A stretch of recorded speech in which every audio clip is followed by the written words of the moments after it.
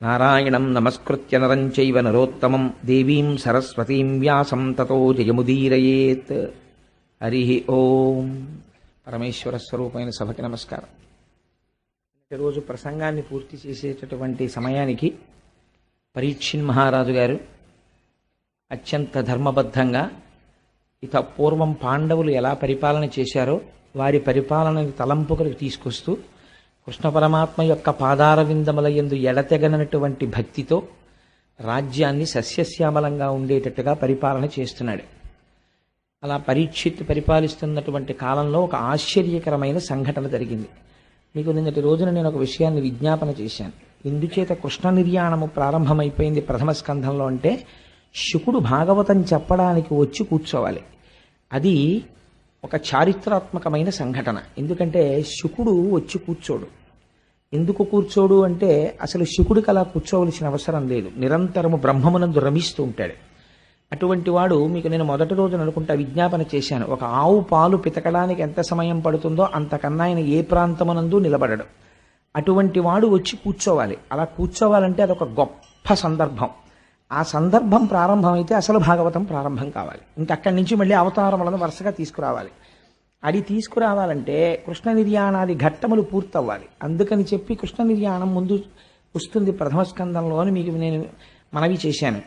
కృష్ణ నిర్యాణం జరిగింది అంటే దాని అర్థం ఏమిటంటే కలియుగం ప్రారంభమైంది. కలిపురుషుడు ప్రవేశించాడు.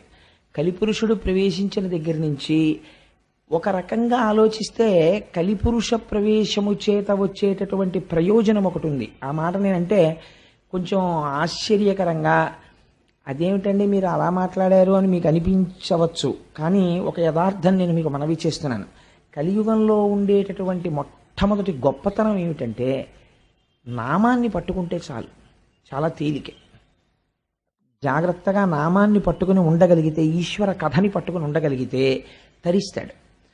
రెండవది, కలియుగంలో పుణ్యకార్యము చేశాడా లేదా చూడరు. పుణ్యకార్యమును తలపెట్టగలిగితే చాలు. కనీసం మనస్సులో 10 మాటలు, ఏమంటే నేను కాశీ వెళ్ళాలనుకుంటున్నాను, నేను తిరుమల వెళ్ళాలనుకుంటున్నాను, ఆ శ్రీశైలం వెళ్ళాలని ఉంటుంది, ఆ శ్రీశైలంలో సుప్రభాతం ఎలా జరుగుతుందండి, ఒక ఆవును తీసుకొస్తారట కదా, గోపూజ జరుగుతుందట కదా, అక్కడే కుండంలోకి నీరు వస్తుందట కదా, ఇవన్నీ ఎలా జరుగుతాయండి, జంబుకేశ్వరంలో అమ్మవారికి మధ్యాహ్నం నైవేద్యానికి అర్చకులు చీర కట్టుకుంటారట కదా, అంతటి శక్తి స్వరూపిణిట కదా అమ్మవారు, అర్చకులు కూడా అమ్మవారి ముందు పురుష రూపంలో నిలబడరట, నిజమేనా, అక్కడికి వెళ్ళాలని ఉందండి అని అన్నాడు అనుకోండి, ఆర్తితో ఆ మాట అంటే వెళ్ళిన ఫలితం వేసేస్తారు. అది విచిత్రం. అంటే ఏదో కోటేశ్వరరావు అలా అన్నారు కదా అని ఉట్టిన జంబుకేశ్వరం వెళ్దాం అనుకుంటున్నానండి, తిరుపతి వెళ్దాం అనుకుంటున్నానండి అంటే కాదు. నిజంగా ఇక్కడి నుంచి ఆర్తితో రావాలి. ఆ మాట వస్తే వేస్తారు. పాపకార్యం పూర్తయితే ఫలితం వేస్తారు. పాపకార్యం పూర్తి చెయ్యాలి, పుణ్యకార్యాన్ని పూనికతో తలుచుకోవాలి. ఇది కొంత అడ్వాంటేజా కాదా చెప్పండి నాకు. అయితే మీరు అలా నిలబడగలిగితే అది మీకు కొంత ప్రయోజనాన్ని చేకూర్చగలదు. కానీ అదే సమయంలో కలి అనబడేటటువంటిది ఒక విషపు పురుగు, చాలా ప్రమాదకరమైనటువంటి స్థితి. ఎందుచేతనంటే ఎప్పుడు దేహ సంబంధమైనటువంటి సుఖాల వైపుకే లాగేస్తాడు తప్ప అసలు ఈశ్వరుడి వైపుకి తల తిప్పనివ్వడు, ఉక్కిరి బిక్కిరి చేసేస్తాడు. అటువంటి యుగం ప్రారంభం అవుతోంది. అందుకని ఈశ్వరుడు ఆ సమయంలో నిలబడి ఉంటే కృష్ణ పరమాత్మ ఈ కలిపురుష ప్రవేశం జరగదు. అందుకని ఈశ్వరుడు కూడా ఆ యుగం జరగడానికి కావలసిన అవకాశం ఆయన ఇచ్చేశాడు. అందుకని అవతారం సాధించేశాడు. పరీక్షిన్ మహారాజు గారు దిగ్విజయ యాత్ర చేస్తున్నాడు. దిగ్విజయ యాత్ర చేస్తుండగా ఒక చోట ఒక ఆశ్చర్యకరమైనటువంటి సంఘటన చూశాడు. దీన్ని మీరు కొంచెం జాగ్రత్తగా గమనించాలి. కేవలం మీరు ఒక పురాణ కథగా దాన్ని విన్నారనుకోండి, దానివల్ల ఎంత ప్రయోజనం వస్తుంది అంటే నేను చెప్పలేను. కానీ భాగవతంగా మీకు అర్థం కావాలంటే ఇది చాలా కీలకమైనటువంటి ఘట్టం. ఒక మహాపురుష ప్రవేశం జరిగే ముందు దాని వెనకాతల ఒక కీలకమైన సందర్భం ఉంటుంది. మీరు ఒక బంగారం ముద్ద పట్టుకెళ్ళి, అయ్యా నాకు ఒక ఉంగరం చెయ్యండి అని చెప్తే, మీరు జ్ఞాపకం పెట్టుకోండి, మీరు ఇచ్చిన బంగారం ముద్ద మీరు కోరుకున్న బంగారు ఉంగరంగా బయటికి వచ్చే ముందు అగ్ని జ్వాలల యందు ఆ బంగారము తప్తమవుతుంది, సుత్తి దెబ్బలు తింటుంది. ఇన్ని పడితే అప్పుడు మీరు కోరుకున్న బంగారం ఉంగరం చిన్న పెట్టిలో పెట్టి మీ చేతికి ఇస్తారు. ఉంగరముగా మారే ముందు, ఉంగరముగా వచ్చే ముందు వెనక ఒక గొప్ప విషమమైనటువంటి ఒక స్థితి నడుస్తుంది. ఇప్పుడు శుకుడు వచ్చి కూర్చోవలసినటువంటి సందర్భం వస్తోంది. రావాలంటే దాని వెనకాతల ఏదో ఒక మహత్తరమైన సంఘటన జరుగుతోంది. మీరు ఆ కోణంలో దాన్ని పరిశీలన చెయ్యలేదు అనుకోండి, భాగవతాన్ని వ్యాసుడు అలా ప్రారంభం చేసినటువంటి రహస్యం మీకు అందదు. అది అందిందనుకోండి, అందుకే భాగవతం విన్నంత మాత్రం చేత జీవితం మారిపోతుందంతే. అభయం ఇచ్చేశారు. భాగవతం విన్నాడు, కొన్ని కోట్ల కోట్ల జన్మల తర్వాత వాడు వింటున్నాడు భాగవతం అని చెప్పేశారు. ఇప్పుడు మీరు ఆ కోణంలో మనస్సుని సంసిద్ధం చేసుకుని వినండి. పరీక్షిన్ మహారాజు చూస్తున్నాడు. పరీక్షిన్ మహారాజు చూడడం కాదు, మీరు చూడాలి. ఇప్పుడు అలా ఎలా చూస్తారన్నది చివరికి సమన్వయం చేస్తాను. పరీక్షిన్ మహారాజు దిగ్విజయ యాత్రలో తిరుగుతూ తిరుగుతూ ఒక ప్రదేశమునకు వచ్చారు. వచ్చేసరికి అక్కడ ఒక ఆవు నిలబడి ఉంది, ఒక ఎద్దు నిలబడి ఉంది. ఈ ఆవు పిల్లలు పక్కన లేక, పిల్లలు కనపడక, పిల్లల యొక్క క్షేమవార్త తెలియక ఏడుస్తున్నటువంటి తల్లి ఎలా ఉంటుందో అలా ఉన్నది. ఈ ఉపమానం నేను మీకు చెప్పాను అనుకోండి, వాచికంగా చెప్పినప్పుడు చాలా తేలిగ్గా ఉంటుంది. ఏముందండి అది పెద్ద అని మీరు దాన్ని చాలా తేలిగ్గా తీసేస్తారు. తండ్రికి ఈ ఉపమానం వెయ్యరు, తల్లికి వేస్తారు. ఎందుకనంటే నేను మీకు ఒక ఉదాహరణ చెప్తే మీరు తొందరగా దాన్ని పట్టుకోగలుగుతారు. నేను ఒకప్పుడు సామర్లకోటలో ఉద్యోగం చేస్తుండేవాడిని. అప్పుడు నేను సామర్లకోటలో ఒకరోజు సాయంకాలం బస్ స్టాండ్లో నిలబడి ఉన్నాను, కాకినాడ వచ్చే బస్సు ఎక్కడానికి. నిలబడి ఉండగా ఒక ఆశ్చర్యకరమైన సంఘటన జరిగింది. పల్లెటూరి వాళ్ళు, పాపం తెలియని వాళ్ళు, వాళ్ళందరూ కూడా ఏదో ఇటువైపు పక్కన ఆ పెద్దాపురం దాటిన తర్వాత జగ్గంపేట వెళ్ళవలసినటువంటి బస్సు ఒకటి ఎక్కాలి. ఈ చిన్న చిన్న పిల్లల్ని పట్టుకుని, ఇద్దరు మగపిల్లల్ని ఈ పల్లెటూరి ఆడవాళ్ళందరూ ఎక్కడంలో ఒక తల్లి కూడా ఒక బస్సు ఎక్కేసింది. ఎక్కేసిన తర్వాత ఆ బస్సు కండక్టర్ గారు అన్నారు, అయ్యో ఇది జగ్గంపేట వెళ్ళదమ్మా ఈ బస్సు, ఇటేదో వడ్లమూరు అటువైపుకు వెళ్ళిపోతుంది, పెద్దాపురం దాటిన తర్వాత ఇది జగ్గంపేట వెళ్ళదన్నాడు. మళ్ళీ అందరూ బిలబిల దిగిపోయారు. బస్సు వెళ్ళిపోయింది.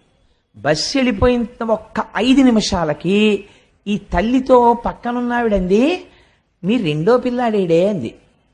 అనగానే అంతేనండి, అప్పటి వరకు చాలా ప్రశాంతంగా ఉంది పరిస్థితి. నీ రెండో పిల్లాడేడి అంది. అంతే, మారిపోయింది పరిస్థితి. ఆవిడ ఒక్కసారి చూపులు మారిపోయి ఉద్విగ్నం అయిపోయింది.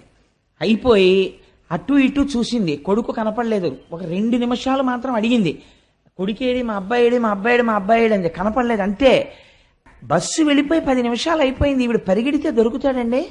మీరు చెప్తే నమ్ముతారా? ఆవిడికి ఒంటి మీద బట్ట ఉందో లేదో కూడా ఆవిడ చూసుకోలేదు. గుండెలు బాధేసుకుంటూ ఆ పిల్లాడి కోసం ఏడుస్తూ బస్ స్టాండ్లోంచి బయటికి పరిగెత్తి పారిపోతుంది. పారిపోతుంటే చుట్టుపక్కల ఉన్న వాళ్ళందరూ పట్టుకుంటే ఆగదే. నువ్వు ఎక్కడికి పరిగెడతావే, బస్సు వెళ్ళిపోయి 10 నిమిషాలు అయిపోయిందంటే పాపం ఎవరో ఒక మహోపకారులు ఉంటారు, వాళ్ళు చూసి అయ్యో బెంగ పెట్టుకోకండి అమ్మా, మేము తీసుకొస్తాం పిల్లాన్ని, ఆ పిల్లాన్ని గుర్తుపట్టగలిగిన వాళ్ళని మా బండి మీద ఎక్కమనండి అని చెప్పి 5 నిమిషాల్లో రివ్వున వెళ్ళిపోయి ఆ బస్సు ఆగిన చోటుకి వెళ్ళిపోయి ఆ పిల్లాన్ని మళ్ళీ వెతికి పట్టుకుని ఎక్కించుకుని మళ్ళీ తీసుకొచ్చేసారు. తీసుకొచ్చే కానీ తల్లి సహజస్థితికి వచ్చేసింది. వచ్చేస్తే ఏమే తీసుకొస్తారు కదా, అదేంటి ఆ గుండెలు బాధేసుకోవడం ఏమిటి, ఆ నేల మీద పడిపోవడం ఏమిటి, ఆ ఈ తలంతా దెబ్బలు, ఇదంతా నెత్తురు, ఆ కొట్టేసుకుంది, ఆ గుండెలంతా నిప్పి. అప్పుడు తెలుస్తోంది ఆవిడికి బాధ. ఆ కొడుకు కనపడే వరకు అసలు ఆవిడికి అలా దెబ్బలు తగిలాయని, నెత్తురు కారిపోతోందని, భూమికేసి కొట్టేసుకుంటున్నానని తెలియదు. తల్లి ప్రేమ అంటే అలా ఉంటుందండి. అమ్మ అన్న మాట అంత గొప్పది. అందుకే ఇవాళ పేపర్లో చూశాను, నేను చదవడం ఇవాళ టైమే కుదరలేదు. వేటూరి సుందరరామూర్తి గారు ఏడిచ్చాడు మహానుభావుడు, తెలుగు భాషలో అమ్మని దూరం చెయ్యకండి అన్నాడు. అమ్మ అన్న మాటకి అంత గౌరవం ఉంది, అమ్మ అన్న మాట వెనక అంత ప్రేమ ఉంది. మాతృత్వంలో ఉన్నటువంటి ప్రేమ అంతటినీ తీసుకొచ్చి మీరు ఒక ముద్దగా పెడితే, ఆ ముద్దని మీరు చూడాలి అనుకుంటే ఆ ముద్దయే భూమి. భూమి అమ్మ. అందుకే భూమి గురించి ఎక్కడైనా చెప్పవలసి వస్తే పొంగిపోతారు ఋషులు. వాల్మీకి మహర్షి అయితే చితిక్షమా పుష్కరసన్నిభాక్షి అంటారు. అమ్మకుండే గొప్ప లక్షణం ఏమిటో తెలుసా అండి? ఓర్పు. ఎక్కడి నుంచి వస్తుందో తెలియదు. ఆ పిల్ల చివల్ రస్ అంటారు పెళ్లి చూపులకు ముందు. అమ్మో బలానా వాళ్ళ అమ్మాయిని చేసుకుంటారండి, అమ్మ అమ్మాయి ముక్కోపండి బాబు, అన్నింటికీ కోపడుతుందంటారు. ఎక్కడికి పోతుందో తెలియదు ఆ కోపం అంతాను. ఒక్క 2 పిల్లలు పుట్టేటప్పటికీ ఎంత అల్లరి చేయనివ్వండి, ఎంత ఓర్పు. ఓ 4 ఏళ్ళు పోయిన తర్వాత ఆ పిల్ల ఇంటికి వెడితే ఇటు ఆ అమ్మాయికే ఇంత ఓర్పు వచ్చేసింది, అంత ముక్కోపం ఉండేదనిపిస్తుంది. అమ్మకి ఓర్చగలిగినటువంటి గుణం ఉంటుంది. ఇవాళ భూమి దాన్ని కోల్పోయినది కలియుగ ప్రారంభంలో. అందుకని బిడ్డ కనపడని ఆవు ఏడ్చినట్టు ఏడుస్తోంది ఆవిడ. ఇది కలియుగానికి ప్రారంభం. అమ్మ ఏడుపుతో కలియుగం ప్రారంభమైంది. దీన్ని మీరు గుర్తుపట్టాలి. గుర్తుపడితే భాగవతం ఏమిటో మీకు అందుతుంది. ఏడుస్తుంటే పక్కన వచ్చి ఒక ఎద్దు నిలబడి ఉన్నది. ఇప్పుడు ఆ ఎద్దు ఒక కాలుతోనే ఉంది, 4 కాళ్ళు లేవు ఎద్దుకి, ఒక్కటే కాలు. అసలు మీరు ఒక విషయం ఆలోచించండి, ఒక కాలు మీద ఎద్దు నిలబడగలదా? ముందు 2 కాళ్ళు ఉండి వెనక 2 కాళ్ళు లేకపోతేనే ఆ ఎద్దుకి నడక లేదు. అటువంటిది 3 కాళ్ళు లేకుండా మీరు ఎద్దుకి ఎటువైపు కాలు ఒక్కటి ఉంచినా సరే అసలు ఆ ఎద్దు నిలబడి ఉండడాన్ని మీరు చూడగలరా? మీరు చూడలేరు. ఒక కాలుతో ఉన్న ఎద్దు భూమి మీదే డేకుతూ ఉంటుందంతే, నిలబడినట్టు కనపడుతుందంతే. ఇలా నిలబడినట్టు ఉన్నటువంటి ఎద్దు తన 3 కాళ్ళు పోయాయని ఏడవట్లేదు, ఆవు ఏడవడానికి ఆశ్చర్యపోయింది. ఇది మీరు గుర్తుపట్టవలసిన రహస్యం. ఆవు ఎందుకు ఏడుస్తోందని గోమాత వంక తిరిగి అంది. ఎందుకు ఏడుస్తున్నావు మంగళప్రదురాలా అని అడిగింది. మంగళప్రదురాలా అంటే శుభం ఇవ్వడం మాత్రమే తెలుసున్నదానా? యథార్థం అండి. మీరు ఇల్లు కట్టుకోవాలంటే భూమిని గుణపంతో ఆవిడ గుండెల మీద కన్నం పెడతాం. శంకుస్థాపన చేస్తే ఆవిడ ఇల్లు కట్టుకోమంటుంది. మనం అన్నం తినడానికి నాగలి పట్టి అమ్మ గుండెల మీద ఘాట్లు పెడతాం. అమ్మ పంటలు పండి మనకి కడుపు నిండేటట్టుగా అన్నం పెడుతోంది. మీరు ఎంత బాధ పెట్టినా కన్నులంబట నీరు పెట్టుకోవడం ఆవిడికి తెలియదు, మీరు బ్రతకడానికి ఇవ్వడం ఆవిడికి తెలుసు. మీరు ఒక్కటి యథార్థంగా ఆలోచించండి. నేను ఇలా అన్నానని మీరు మరోలా అనుకోవద్దు. సూర్యుడికి నమస్కారం చేసేవాడు ఉంటాడు, శివాలయానికి వెళ్ళేవాడు ఉంటాడు, విష్ణు ఆలయానికి వెళ్ళేవాడు ఉంటాడు, వెంకటేశ్వర స్వామి ఆలయానికి వెళ్ళేవాడు ఉంటాడు, కాశీ వెళ్ళొచ్చి గంగ పూజ చేసేవాడు ఉంటాడు. భూమికి మనస్ఫూర్తిగా నమస్కారం పెట్టి భూమికి పూజ చేసిన వాడిని ఒకటి నాకు చూపించండి. కానీ మనకి సంప్రదాయంలో ఒకటి ఉంది, మీరు ఏదైనా కట్టుకోవాలంటే భూమి పూజ చేస్తారు. భూమి పూజ చేయడమే శంకుస్థాపన. ఎందుకనంటే అమ్మ నీ గుండెల మీద ఘాట్లు ఎడతానమ్మా, నువ్వేం అనుకోకు, నేను ఇల్లు కట్టుకోవాలనుకుంటున్నాను. ఇది మనకి ఎప్పుడున్న అలవాటో తెలుసా అండి? అమ్మ తన రక్తాన్ని పాలగా మార్చిస్తుంది, వాడు అమ్మ స్తన్యాన్ని పళ్ళు రాగానే కొరుకుతాడు. ఆవిడికి ఎంత బాధ కలుగుతుంది. ఆవిడ చటుక్కని బొగ్గ మీద కొట్టి అంతకన్నా గట్టిగా కొడితే వాడికి నొప్పెడుతుందేమోనని ఒక్క నవ్వు నవ్వేస్తుంది. అమ్మ దగ్గర ఔదార్యం లేకపోతే అసలు బిడ్డడు ఎలా బతుకుతాడండి? భూమిని ప్రతిరోజు మన పట్ల అంత కారుణ్యంతో ఉన్న మూర్తిగా మనస్ఫూర్తిగా ఆవిడికి నమస్కరించేవాడు ఎక్కడున్నాడు? తుదన ఇంతమందితో మనం తిరిగి ఇంత డబ్బు సంపాదించి నావారనుకున్నటువంటి ఒక అజ్ఞానంతో వీళ్ళందరికీ పట్టుకొచ్చి అక్కడ పెడితే శరీరం పడిపోయిన తర్వాత 2 రోజులు ఉంచుకోరు. అంతవరకు ఎందుకండి? సొంత కారున్నవాడు ఎంతమంది ముందుకొచ్చి పార్థివ శరీరాన్ని మా కారులో పడుకోబెట్టండి తీసుకెడతామని గబుక్కును ముందుకు రారు కదా. అప్పుడు ఏమంటారు? బతికున్నప్పుడంటే ఎక్కించుకుంటారు. నేను అది తప్పు కూడా నేనేం పట్టట్లేదు అందులో.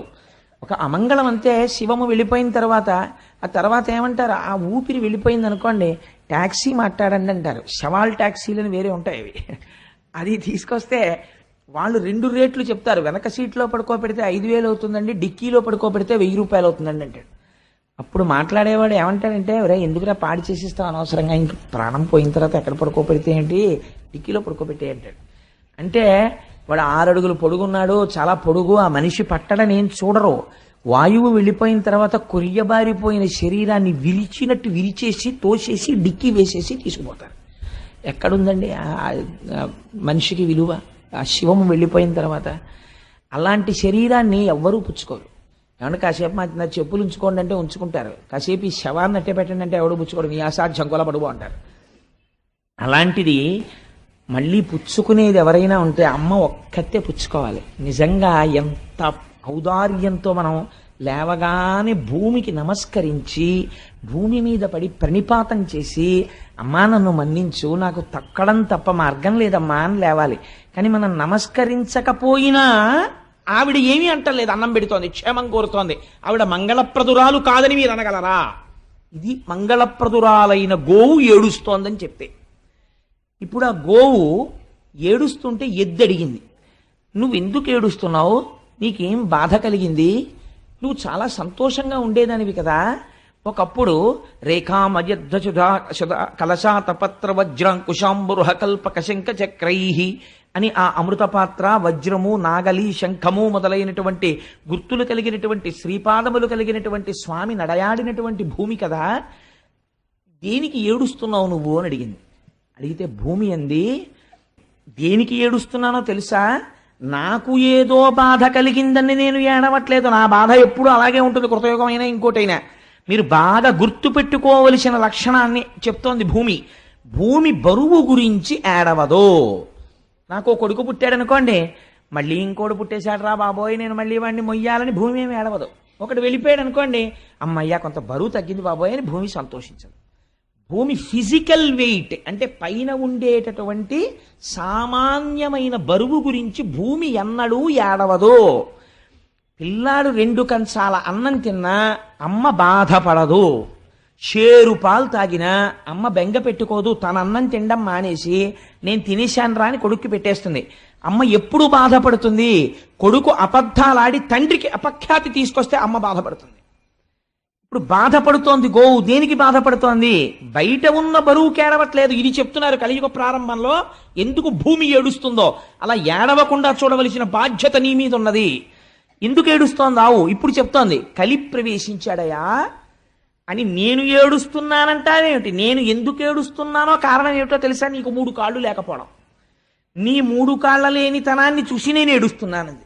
ఇదేమిటి ఈ గమ్మత్తైన మాట ఏమిటి, ఆయనకి 3 కాళ్ళు లేకపోతే ఈవిడ ఏడవడం ఎందుకు అంటే, ఆవిడంది, ఈ లోకంబున పూర్వము 4 పాదముల చేత నీవు నడతువు, నేడా శ్రీలలనేశుడు లేమిని కాలముచే నీకు ఒంటి కాలయ్య కదే. కాలముచే ఎంత గొప్ప మాట వేసేసిందో చూడండి. కలి బలవంతంగా వచ్చాడా, రాలేదు, ఈశ్వరుడు అనుగ్రహించాడు. కలియుగం అంతే, వాడు రావాలి, దారి ఇచ్చాడు. ఇవ్వడమే కాలం దారిచ్చింది. కాలము ఈశ్వర రూపం, దారిచ్చింది, వచ్చాడు. ఆయన వచ్చాడు, వస్తే నీకెందుకు బాధ అంటే, కాలముచే నీకు ఒంటి కాలయ్య కదే. ఆ కలి లోపలికి ఇంకా అడుగు పెట్టి ఉంచుకోలేదు, పాదాలు మారిపోయింది పరిస్థితి. ఏమిటైంది ఇప్పుడు అంటే, బిడ్డలు తల్లిదండ్రులను చూడడానికి ఇష్టపడము లేదు. పెద్దవారైపోయినటువంటి తల్లిదండ్రులు చాలా బరువుగా అనిపిస్తున్నారు పిల్లలకి. పిల్లల యొక్క యోగక్షేమాల్ని చూసి వాళ్ళని వృద్ధిలోకి తీసుకురావడానికి సంస్కారయుతంగా ముందు పిల్లలకి సంస్కారం నేర్పాలని పెద్దలు ఆలోచించడం లేదు. ధర్మము విచ్చిపోతోంది. పూర్వం 4 పాదములు నీకుండేవి, ఇది మామూలు ఎద్దు కాదు. ఇప్పుడు మీరు గుర్తుపట్టాలా, ఎద్దెవరు, ధర్మము. ధర్మమునకు భూమికి ఎంత దగ్గర సంబంధమో చూడండి. నీకు 4 పాదాలు ఉండేవి. ఏమిటా 4 పాదాలు, 1 సత్యము, 2వది శౌచము, 3వది తపస్సు, 4వది దయ. ఈ 4 పాదములతో ధర్మం నడుస్తుంది. ఇలా నడిచేటటువంటి 4 పాదములు కలిగినటువంటి ధర్మం అనబడేటటువంటి వృషభమునకు, అందుకే శంకరుడు వృషభాన్ని ఎక్కుతాడంటాడు. అంటే ఆయన ధర్మమును అధిరోహించి నడుస్తాడు ఆయన. కాబట్టి ఇప్పుడు నీకు 1 పాదమే ఉన్నది, 3 పాదములు నీకు లేవు. ఎందుకు లేవు 3 పాదములు? ఈ 3 పాదములు లేకపోవడం చేత కలిపురుషుడు వచ్చేశాడు. వచ్చేయడం వల్ల నీకు 3 పాదాలు పోతే ఏమవుతుంది, దేవతలకు, ఋషులకు, మీరు చాలా జాగ్రత్తగా గుర్తుపట్టాలి ఆవు చెప్తున్న మాటల్ని, దేవతలకు, ఋషులకు, పితృదేవతలకు, ధీయుతులకు, నీకు, నాకు, గోవులకు, వర్ణాశ్రమములకు బాధ ఎనుచు కుందెదననగా. ఎవరెవరికిట బాధ, ఎందుకు ఏడుస్తున్నానో తెలుసా, వీళ్ల కోసమే నేను ఏడుస్తున్నాను ఆవిడ.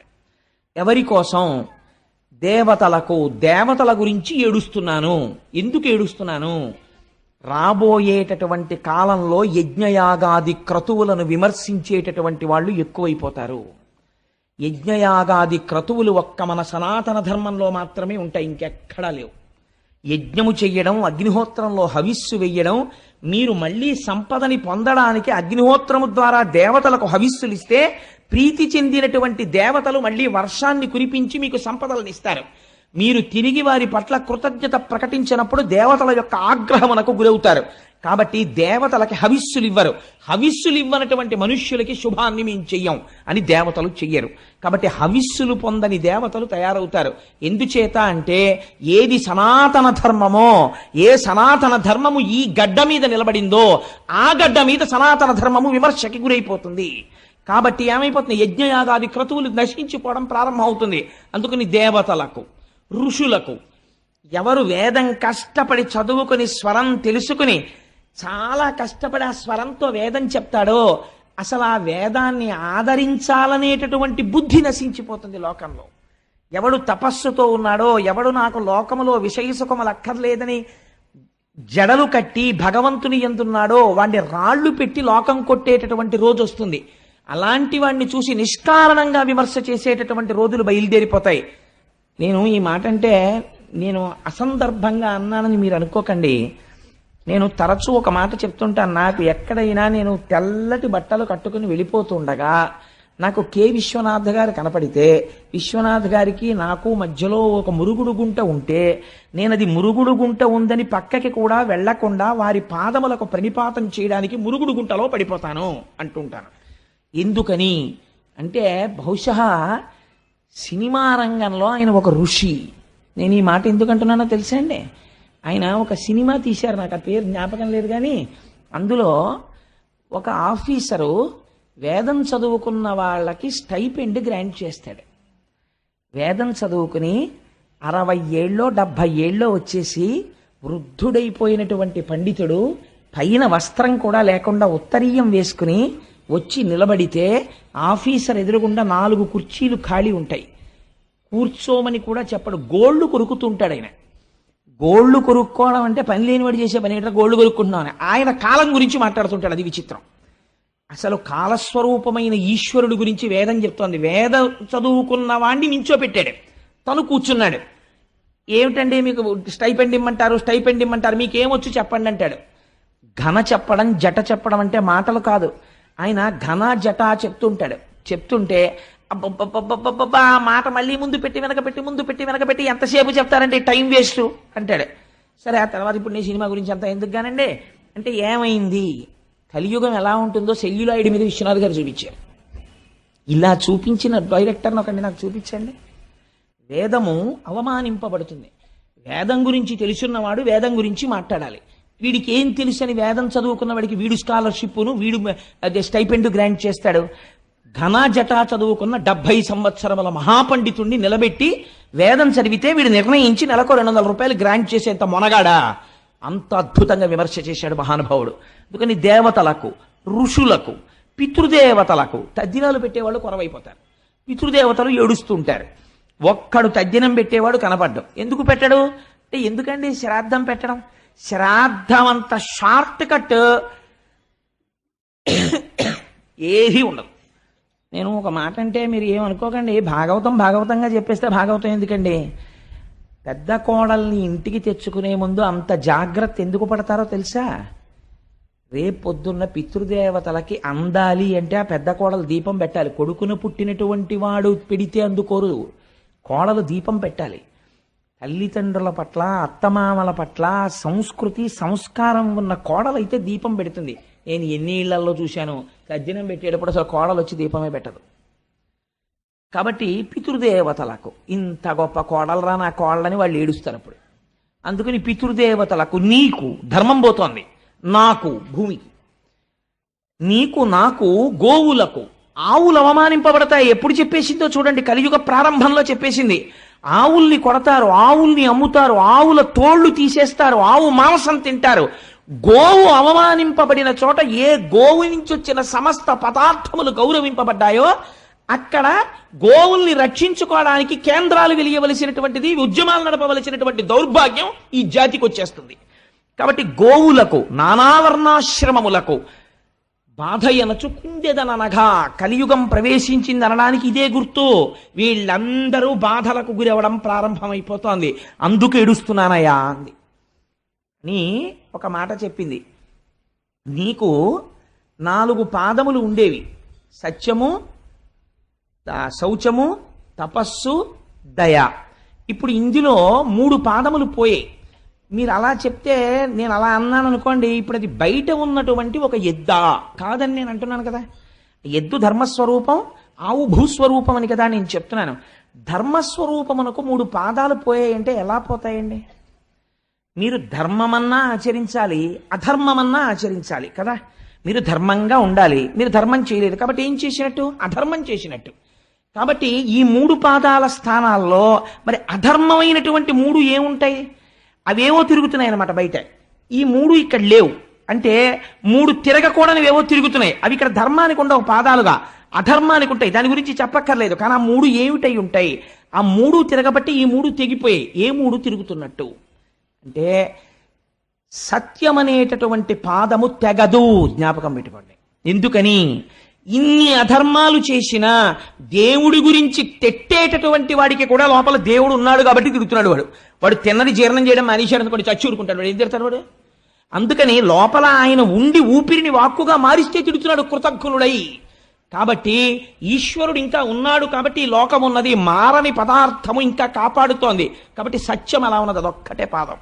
మరి పోయినది ఏది? శౌచము పోయినది. శౌచము దేని చేత పోయినది అంటే దుష్టజనులతో కూడినటువంటి సంగము వలన పోయినది. అంటే ఎంత పెద్ద కాషన్ ఆర్డర్ పడిపోయిందో చూడండి భాగవతంలో. అన్నిటికన్నా జీవితంలో మీరు చాలా జాగ్రత్తగా ఉండవలసినది దేని విషయంలో? స్నేహము విషయంలో.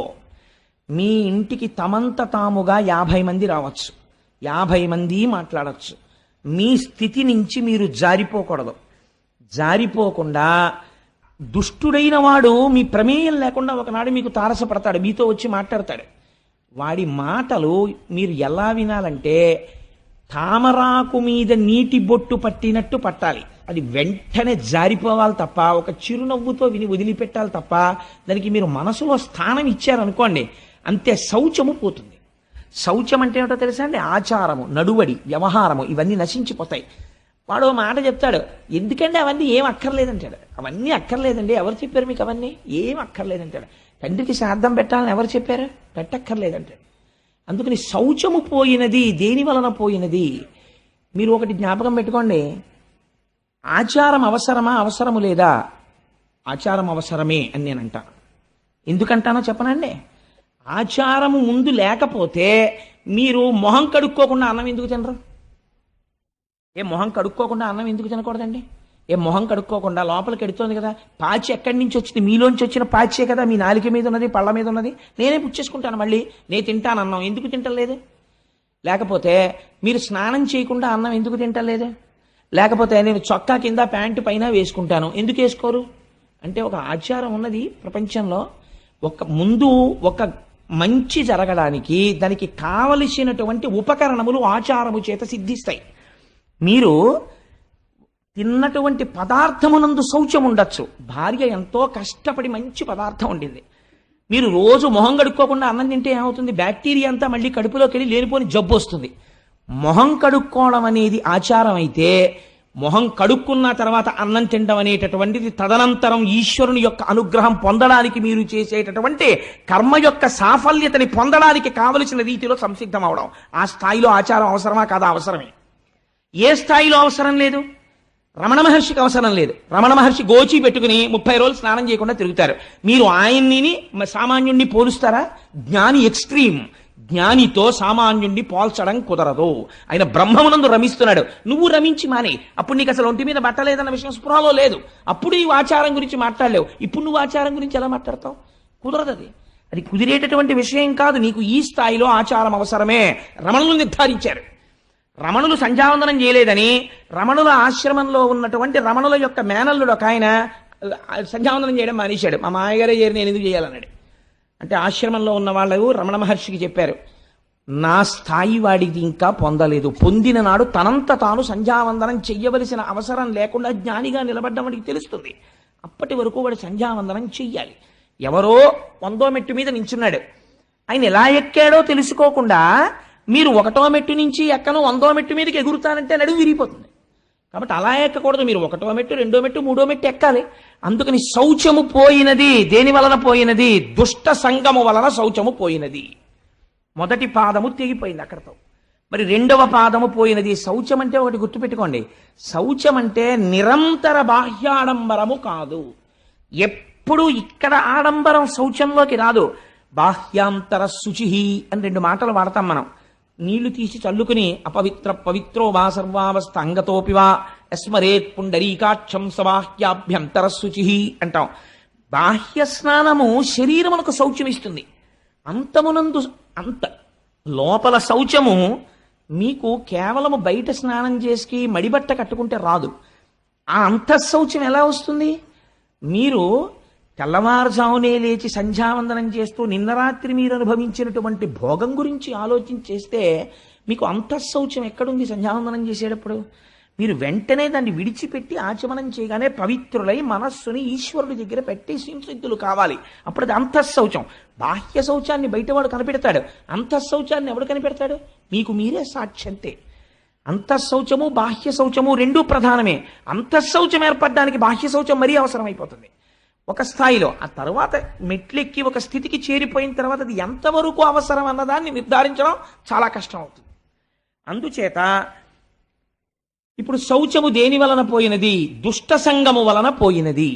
రెండవ పాదమైనటువంటి ఒకటి సత్యము, ఒకటి శౌచము, మూడవది దయ. దయ పోయినది. దయ దేని వలన పోయినది? దయ పోవడానికి ప్రధానమైనటువంటి కారణం ఏది అంటే అహంకారము వలన దయ నశించిపోతుంది. ఎప్పుడు అహంకారం వస్తుంది చెప్పండి? ఒక ఫాల్స్ ఈగో ఒకటి డెవలప్ చేసుకుంటాడు. నా అంత వాణ్ణి, అందుకే నిన్ను పొగిడేవాణ్ణి ఎక్కువగా నీ దరికి చేర్చకు అని చెప్తారు. పర్సనాలిటీ అసెసినేషన్ అని మీకు తెలియకుండా మీరు నిర్మించుకున్నటువంటి మీ శీలము నశించిపోతుంది. దేనివల్ల? మీ పక్కన కూర్చున్నవాడు నిరంతరం మిమ్మల్ని పొగడ్డం మొదలుపెట్టాడు అనుకోండి, నా అంతవాణ్ణి నేనన్న అహంకారం వచ్చేస్తుంది. ఈ అహంకారం ఏ స్థాయికి వెళ్ళిపోతుందంటే, ఏమిటంటే నా అంతటి వాణ్ణి నేను వస్తుంటే ఏమిటి అలా ప్రవర్తించడం, ఏమిటి అడ్డు లేకపోవడం, ఏమిటి అది అడ్డు రావడం ఏంటి, నాకు ఇది అడ్డు రావడం ఏంటి, ఈ భావన వచ్చేస్తుంది. వచ్చేస్తే ఏమవుతుందంటే భూత దయ నశించిపోతుంది, దయ పోతుంది. కాబట్టి దయ పోవడానికి ఏది కారణమైనది? అహంకారము కారణమైనది. కాబట్టి ఇప్పుడు దయ లేదు, దాని ప్లేస్లో మీకు ఏం కనపడుతుంటుంది? అహంకారం కనపడుతుంటుంది. కాబట్టి కలిపురుషుడున్నాడు, మీకు ఏం కనపడుతుంటుంది? అహంకారం కనపడుతుంటుంది. మీకు నేను ఒక ఉదాహరణ చెప్తాను. మొన్నటి రోజున నేను రైతు బజార్లో కూరలు కొనుక్కుని ఇంటికి వెళ్ళిపోతున్నాను. అటువైపు సందులోంచి ఓ పిల్లవాడు ఓ 80 కిలోమీటర్ల వేగంతో హీరో హోండా మీద రైంగిమని టర్నింగ్ తిరిగాడు. తిరిగి వాడు నా స్కూటర్ చూసి, నేను ఆ సందులోకి తిరుగుతున్నాను, స్కూటర్ చూసి నేను ముసలాండి అయిపోతున్నాను, నా బండి అంతకన్నా ముసలిది, 17 ఏళ్ళు అయిందేమో అది కొని, నేను పాపం ఇంత అలా సేవిస్తోంది ఎప్పటి నుంచో, దాన్ని ఎందుకు మార్చాలని నేను మార్చలేదు. అది అతను బ్రేక్ కొడితే ఇటువైపు ఉన్నవాడు అటువైపుకి తిరిగాడు. అంటే అలా తిరిగింది బండి. తిరిగితే నేనన్నా, ఏమయ్యా అంత స్పీడ్ వస్తున్నావే, ఒకవేళ నువ్వు నన్ను గుద్దీసావు అనుకో, నా కాలో చెయ్యో విరిగిపోతే ఓ నెలలాళ్ళు మెడికల్ లీవ్ పెడతాను, పర్వాలేదు. కాలో చెయ్యో విరిగిపోయిందని తెలియగానే ఉదారులై మా ఆఫీసర్లు గ్రాంట్ చేస్తారు, సత్యమే కాబట్టి. కానీ నీకు విరిగిపోయిందనుకో, ఇప్పుడు నడుస్తున్న టైము ఫిబ్రవరి కదా, మార్చి ఏప్రిల్లలో పరీక్షలు ఉంటాయి.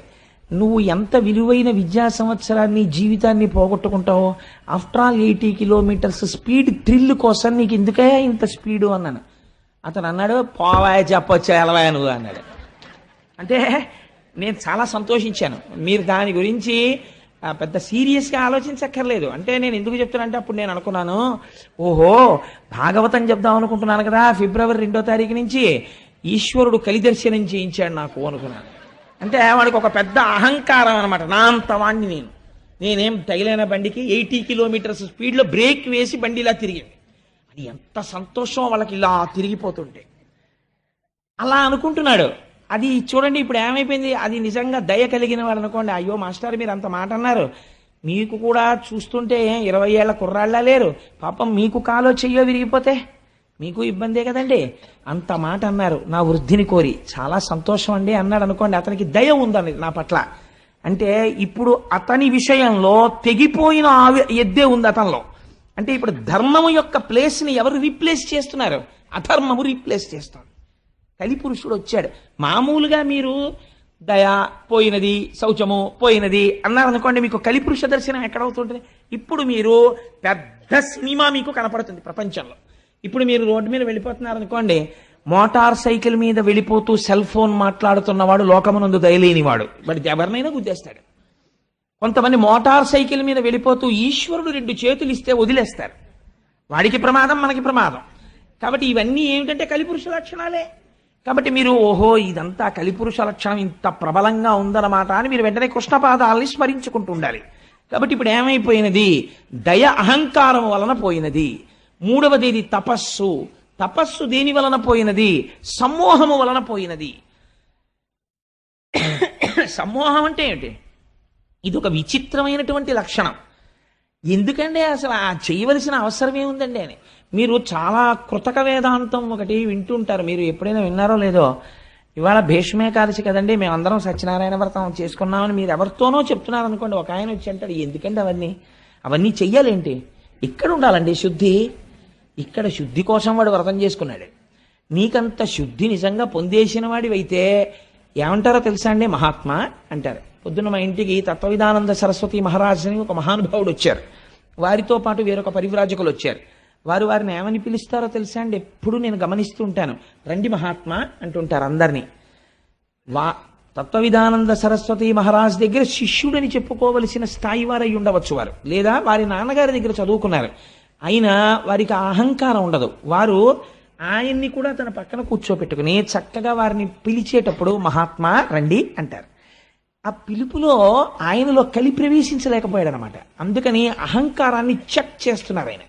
ఇప్పుడు అహంకారం లేదు, ఏదుంది? దయ ఉన్నది. అక్కడ అంటే ఇప్పుడు ఎవరున్నారు? కృష్ణుడున్నాడు. అక్కడ కృష్ణుడున్నాడు తప్ప కలి లేడు. కృష్ణుడే ఉన్నాడని ఏమి గుర్తు? మీరు ఏం చెప్పమన్నా కృష్ణుడి గురించే చెప్తుంటారు, ఈశ్వరుడు గురించే పలుకుతుంటారు. ఎందుకు పలుకుతుంటారు? లోపల ఆ పాదం లేదు, ఈ పాదం ఉంది. కాబట్టి ఎక్కడుందండి ఆ ఎద్దు? నిజంగా అక్కడెక్కడో పరీక్షిత్తు కనపడలేదు. ప్రతి చోట మీకు ఈ ఆవు ఎద్దు కనపడుతూనే ఉంటాయి. ఇలాంటి ఎద్దు కనపడ్డప్పుడల్లా ఈ ఆవు ఏడుస్తూనే ఉంటుంది. ఈ ఆవు ఏడిచినప్పుడల్లా పిడుగులు పడుతూనే ఉంటాయి, సునామీలు వస్తూనే ఉంటాయి. లోకమునందు అలా ఏడ్పించడాలు ఎక్కువైపోయాయి అనుకోండి, మహాత్ముల జోలికి వెళ్ళిపోయారనుకోండి, సునామీలు వచ్చేస్తాయి, పిడుగులు పడిపోతాయి, భూకంపాలు వచ్చేస్తాయి, సర్వనాశనం అయిపోతుంది. భూమి ఏడ్చింది. ఆ ఏడ్పు వల్ల వచ్చినటువంటి అదంటే దుష్టమైనటువంటి ఫలితం అది. కాబట్టి తపస్సు దేని వలన పోయింది? సమ్మోహము వలన పోయినది. కాబట్టి ఇప్పుడు ఈ 3 పోయాయి. ఈ 3 స్థానంలో ఏమి వచ్చినట్టు? ధర్మము యొక్క పాదములు పోయి అధర్మము యొక్క పాదములు వచ్చాయి. అధర్మము యొక్క పాదములు ధర్మమునకు అంటుకుని ఉంటాయా? ఉండవు. అది ధర్మము యొక్క ధర్మస్వరూపమైన వృషభము. అందుకని 3 పాదములు లేకుండా కనపడుతోందంటే కలియుగంలో. సో అదర్వైజ్ సేస్ ఇంకొక చోట ఉన్నాయి ఆ 3 పాదాలు. ఆ 3 పాదాలే ఇప్పుడు తిరుగుతున్నాయి. కాబట్టే నేను ఏడుస్తున్నాను. ఈ 3 పాదాలు తిరుగుతుంటే ఏడిచ్చే వాళ్ళు ఎవరో వాళ్ళ కోసం నేను ఉండాలి, సాధు పురుషులై ఉండాలి. ఈ 4 పాదాలు నడవాలని కోరుకునే వాళ్ళు ఆ యనమండుగురు. ఆ యనమండుగురికి బాధ, నేను ఏడుస్తున్నాను. నేను ఏడవడానికి కారణం నీ 3 పాదాలు లేకపోవడం. ఎంత గొప్ప సింబాలిజం తీసుకొచ్చారండి వ్యాసుల వారు. ఇప్పుడు ఇది ఆవు ఎద్దు ఏడుస్తున్నాయి. ఏడుస్తుంటే ఒక విచిత్రమైనటువంటి సంఘటన జరిగింది. అప్పుడు ఒక వ్యక్తి ఆ ఆవు ఎద్దు దగ్గరికి వచ్చాడు. ఎవరైనా అంటే దాని గురించి ఒక పెద్ద వర్ణన చేశారు పోతన గారు. కాలక్రోధుడు, దండహస్తుడు, నృపాకారుండు, కఠినాత్ముండు. అటువంటి వాడు సామాన్యమైన క్రోధం కాదది, అపారమైనటువంటి కోపం. అందుకని కాలక్రోధుడు. అంతటి కోపంలో ఉన్నవాడు. దండహస్తుడు, పైగా చేతిలో కర్ర పట్టుకున్నాడు. అసలే కోపం, దానికి తోడు చేతిలో కర్ర ఉంది. ఎంత ప్రమాదం చూడండి. దండహస్తుడు, నృపాకారుండు. పైగా ఉన్నది ఎలా ఉన్నాడు? రాజుగారిలా ఉన్నాడు. రాజు ఎటువంటి ఆభరణములు పెట్టుకుంటాడో, ఎటువంటి కిరీటం పెట్టుకుంటాడో అవి పెట్టుకున్నాడు. ఇప్పుడు పరిపాలకుడిలా ఉన్నాడు. కానీ వాడు ఎప్పటికీ పరిపాలకుడు కాలేడు. ఎందుకని? లోపల పరిపాలనాంశ లేదు, పరిపాలించడానికి తగిన సంస్కార బలము లేదు. కానీ పరిపాలకుడైనాడు. కాబట్టి ఏమయ్యాడు? నృపాకారుండు, నృపుండు కాడు. ఇది కలియుగ లక్షణం. ఎంత అందంగా వేసేశారో చూడండి. ఇంకా దాని వ్యాఖ్యానం మీరు మనసులో ఎంత దూరమైనా వెళ్ళచ్చు. నృపాకారుండు జంఘాలుండొక్కడు శూద్రుడు అసురగతిన్ కారుణ్య నిర్ముక్తుడై నేలంకూలగతన్య బంతిచిలగా నిర్ఘాత పదాహతి. నృపాకారంలో వచ్చినటువంటి వాడు బిడ్డ కనపడక ఏడుస్తున్నటువంటి తల్లిలా శుష్కించిపోయి ఉన్నటువంటి ఈ ఆవుని అపారమైనటువంటి కోపంతో ఏమీ చెయ్యకుండా అలా నిలబడి ఉన్నటువంటి ఆవుని తన కాలెత్తి ఒక్క తన్ను తన్నాడు. నెలంకులగే బంతిచిలగా ఆ ఆవు తిరగబడిపోయింది. అలా ఒక్క తన్ను తన్నాడు. ఒక కాలు మీద నిలబడినటువంటి ఎద్దుని ఇంకొక తన్ను తన్నాడు. ఆ ఎద్దు కింద పడిపోయింది.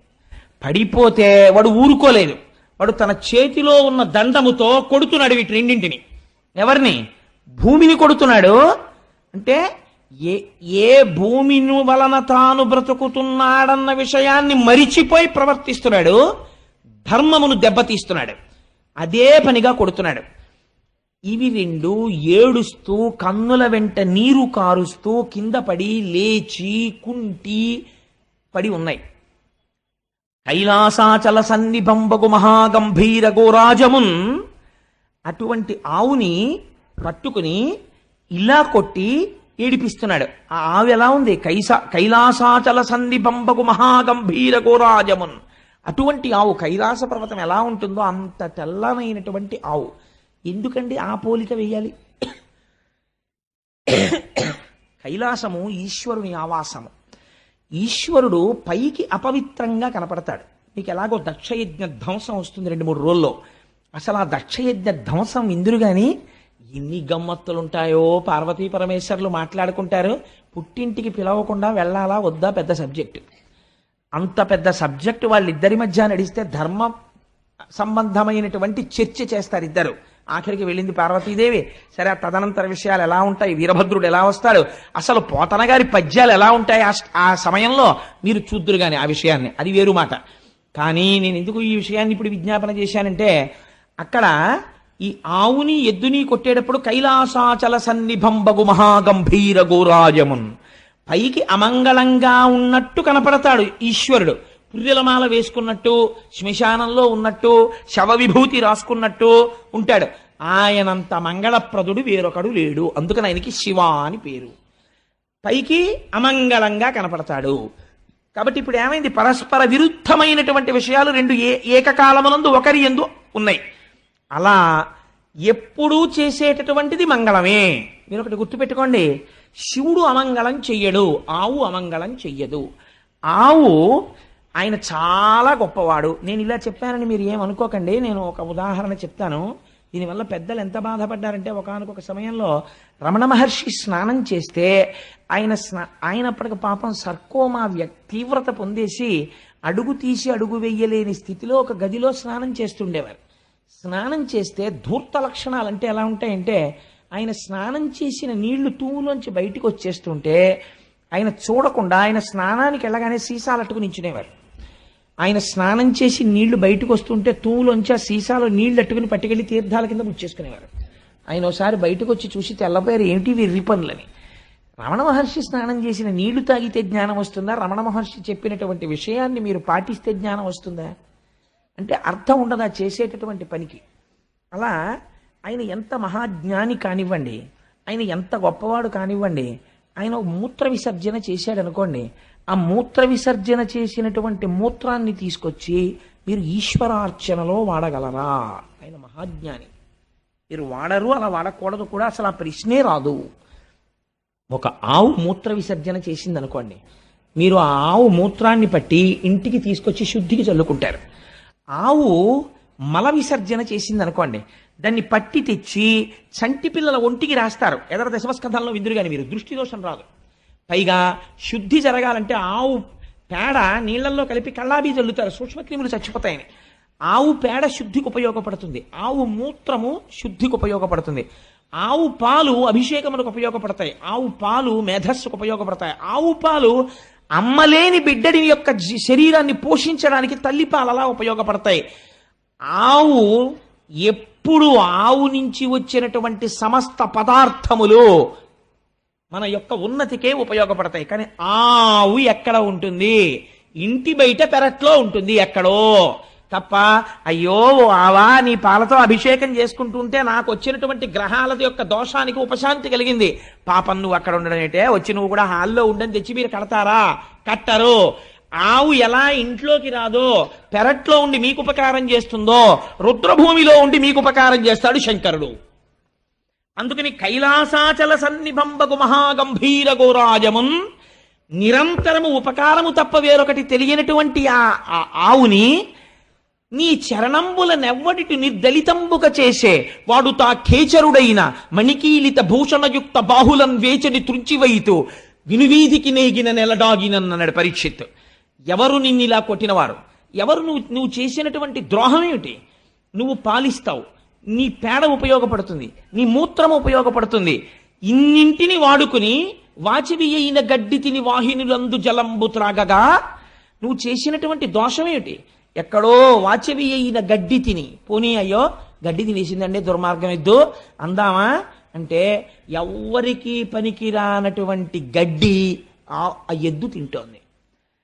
వాచవి అయిన గడ్డి తిని వాహినులందు జలంబు త్రాగగా, గడ్డి అంటే తింటాను కానండి, ఫిల్టర్ వాటర్ తాగకపోతే నాకు పడదండి, పాలు ఇవ్వలేను, పాలు నీటితో రావాలి కదా. మీకు ఆవు పాలు మీ చంటి పిల్లాడికి పడతానంటున్నారు, మరి మీరు నాకు కుడి తెడితే ఆ కుడితిలో అంశయే పాలగా వస్తాయి, అవి చెంచాడు మీ అబ్బాయి నోట్లో పొయ్యగానే వాడికి డయేరియా వచ్చేస్తుంది. అందుకని ఆవుకి మాత్రం ఫిల్టర్డ్ వాటరే పట్టండి అని ఆవు ఎప్పుడైనా అడిగిందండి? మీ ఇంటికి వచ్చి మీ బిందెలో నీళ్లు కూడా అది అడగలేదు. ఎక్కడ నీళ్లు తాగింది? వాహినులందు జలంబు త్రాగగా, ఎక్కడో మీరు వెళ్ళి నీరు తెచ్చుకోని చోట తన మూతి పెట్టి నీరు తాగింది. ఎందుకు ఈ మాట అన్నారో తెలుసా అండి? ఒక రహస్యం ఉంది. ఎద్దుని పాము ఎక్కడ కరిచినా చచ్చిపోదు అంటారు. ఎక్కడ కుడితే చచ్చిపోతుంది, మూతి మీద కుడితే మాత్రం చచ్చిపోతుంది. ఆ మూతి అందుకే పెట్టేటప్పుడు చాలా జాగ్రత్తగా పెట్టాలి. పుట్టల మీద గడ్డి బాగా పెరుగుతుంది. ఆ పుట్టల మీద గడ్డిని తాను తినడం ఎంత ప్రమాదకరం ఆవుకి, ఎద్దుకి ఎంత ప్రమాదకరం. పుట్ట మీద గడ్డి తిని ఆవుకి ఒక లక్షణం ఉంటుంది, ఎద్దుకిని గబుక్కుని బురదలో కానీ ఎందులో కన్నా జారితే గభాలన పైకి రాలేవు, చాలా కష్టం. నిజంగా జీవహింస అంటే మీరు ఎక్కడ చూడొచ్చో తెలుసా అండి? అపార్ట్మెంట్లో గృహప్రవేశానికి ఆవుని ఎక్కించినప్పుడు చూడొచ్చు.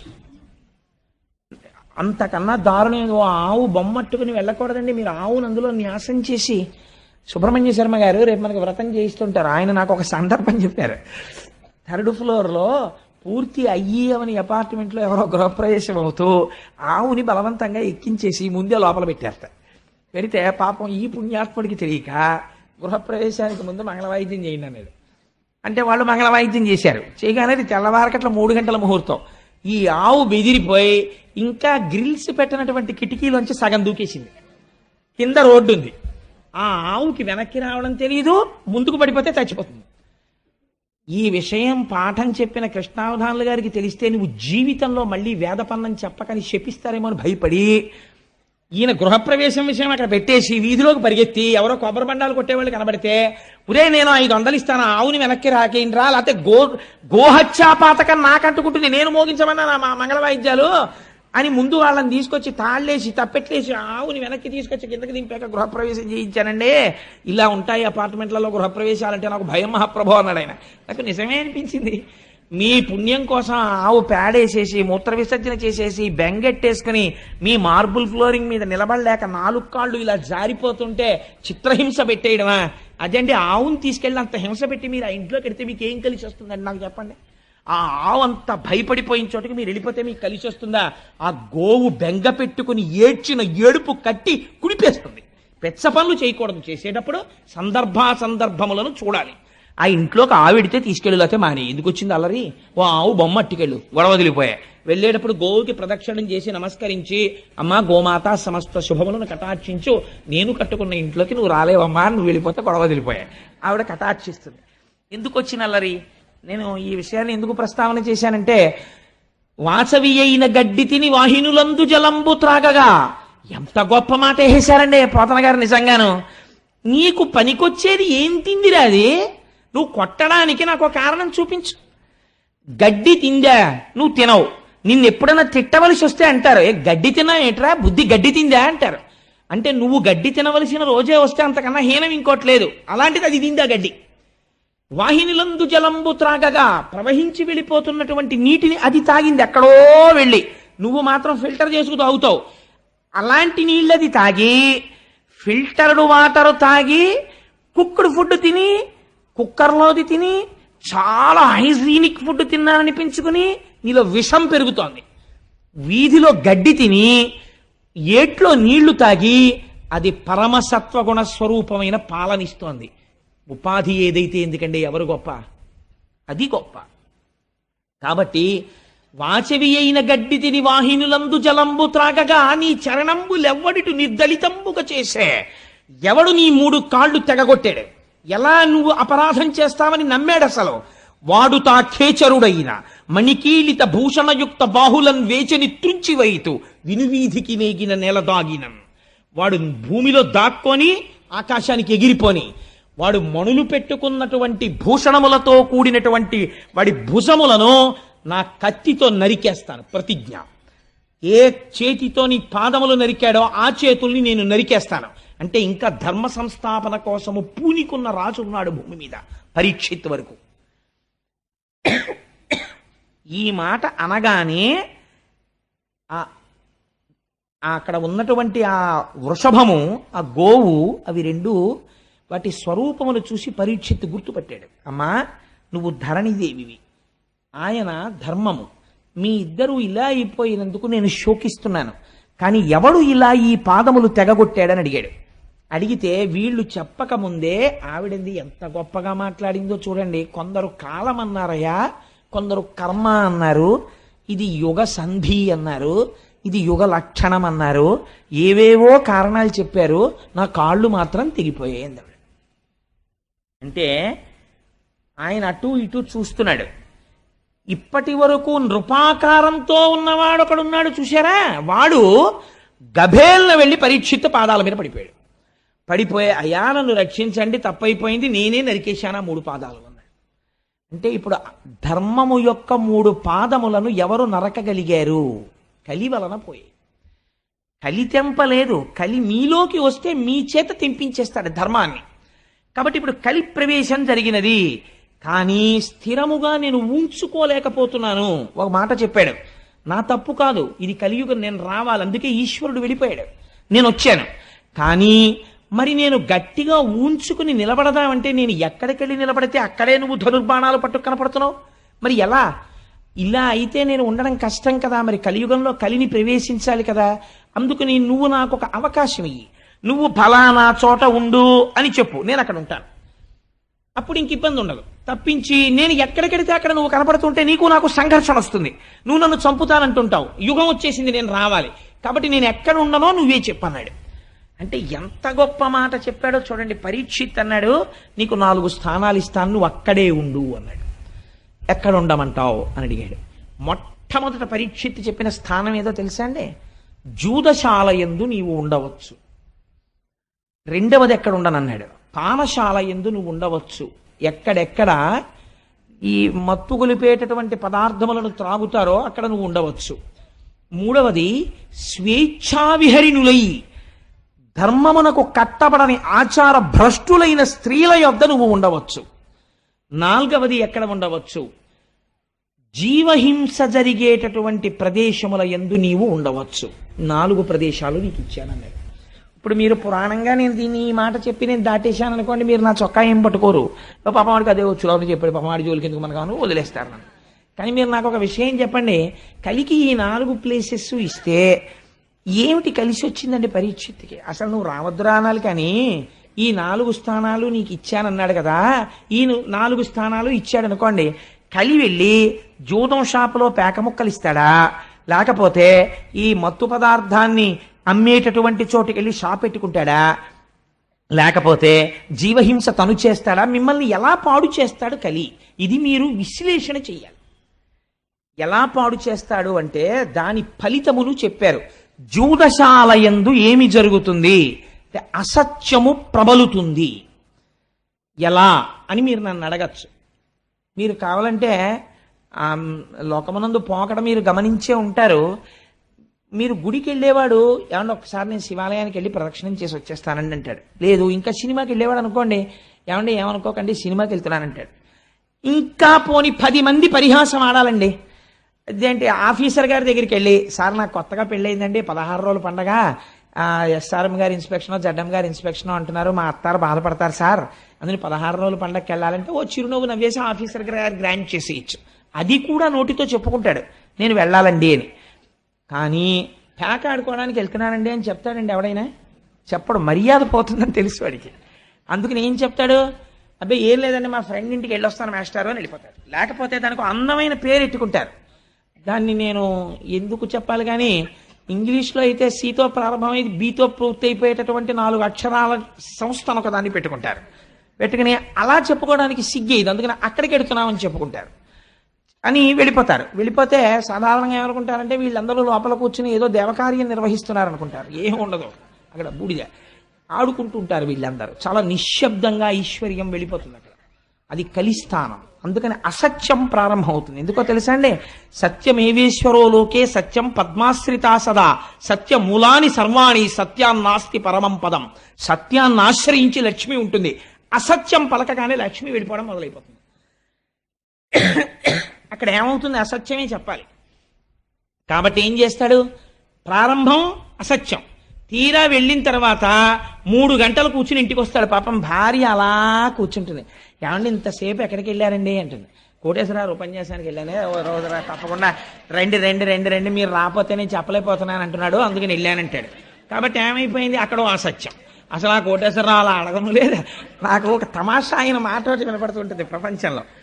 నాకు ఎక్కడ నవ్వు వస్తుందంటే ఒక్కొక్కరు నాకు కనపడంటుంటారు, కోటేశ్వరరావు మీ ఉపన్యాసాలకి రాలేకపోయానండి ఏమనుకోకండి అంటారు.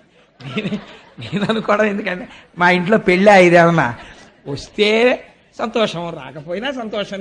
మీరు రాకపోతే అంటే నేను కించపరిచాను కదా, ఆ మాట ఎందుకు? రాకపోతే అది it's not an excuse to be pleaded.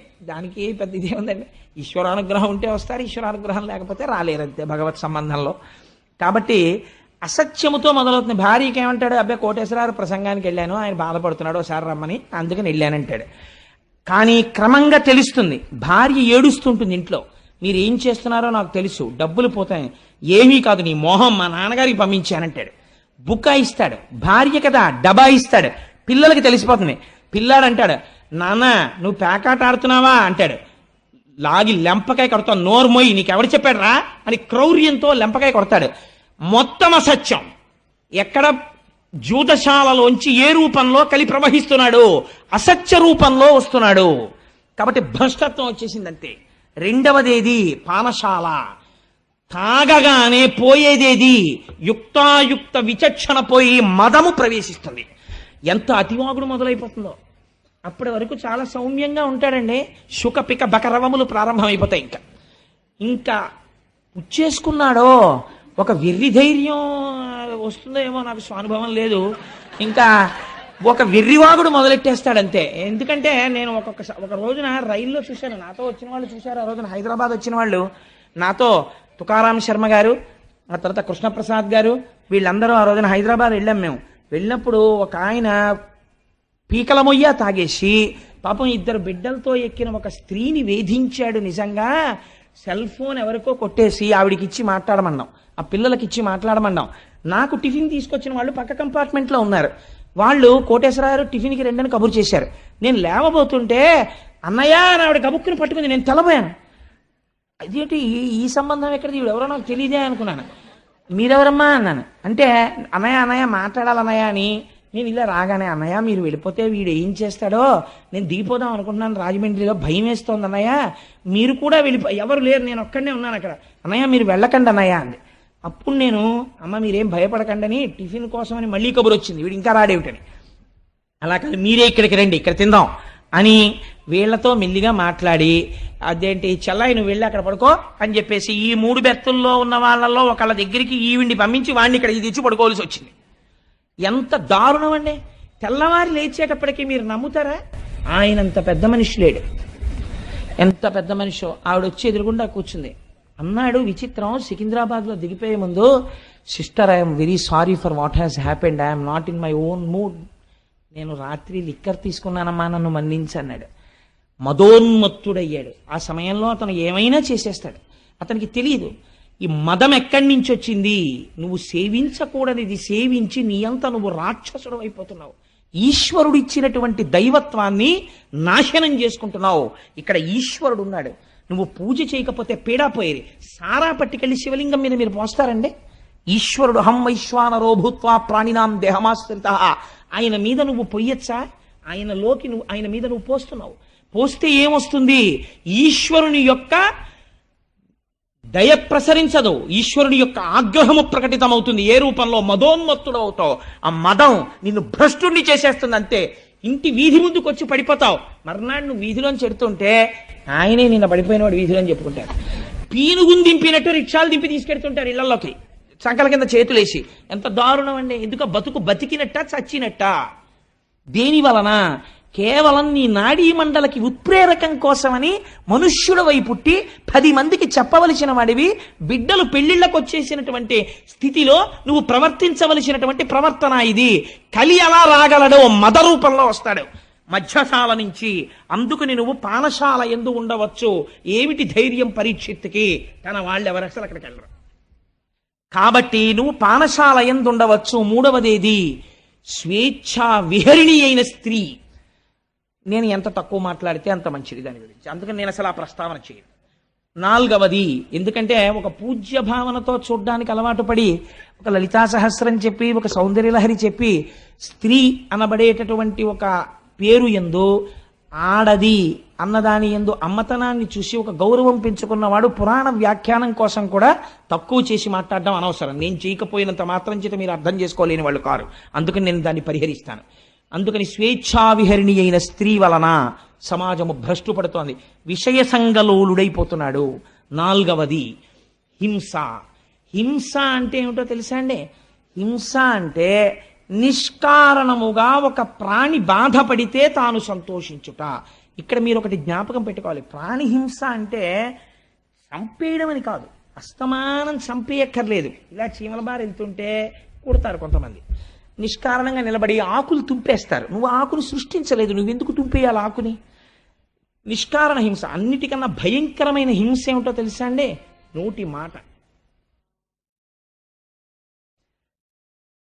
కడుపుల్ రంపపు కోత కోయునదియే గాయాలు కాకుండినన్ అన్నారు గయోపాఖ్యానంలో.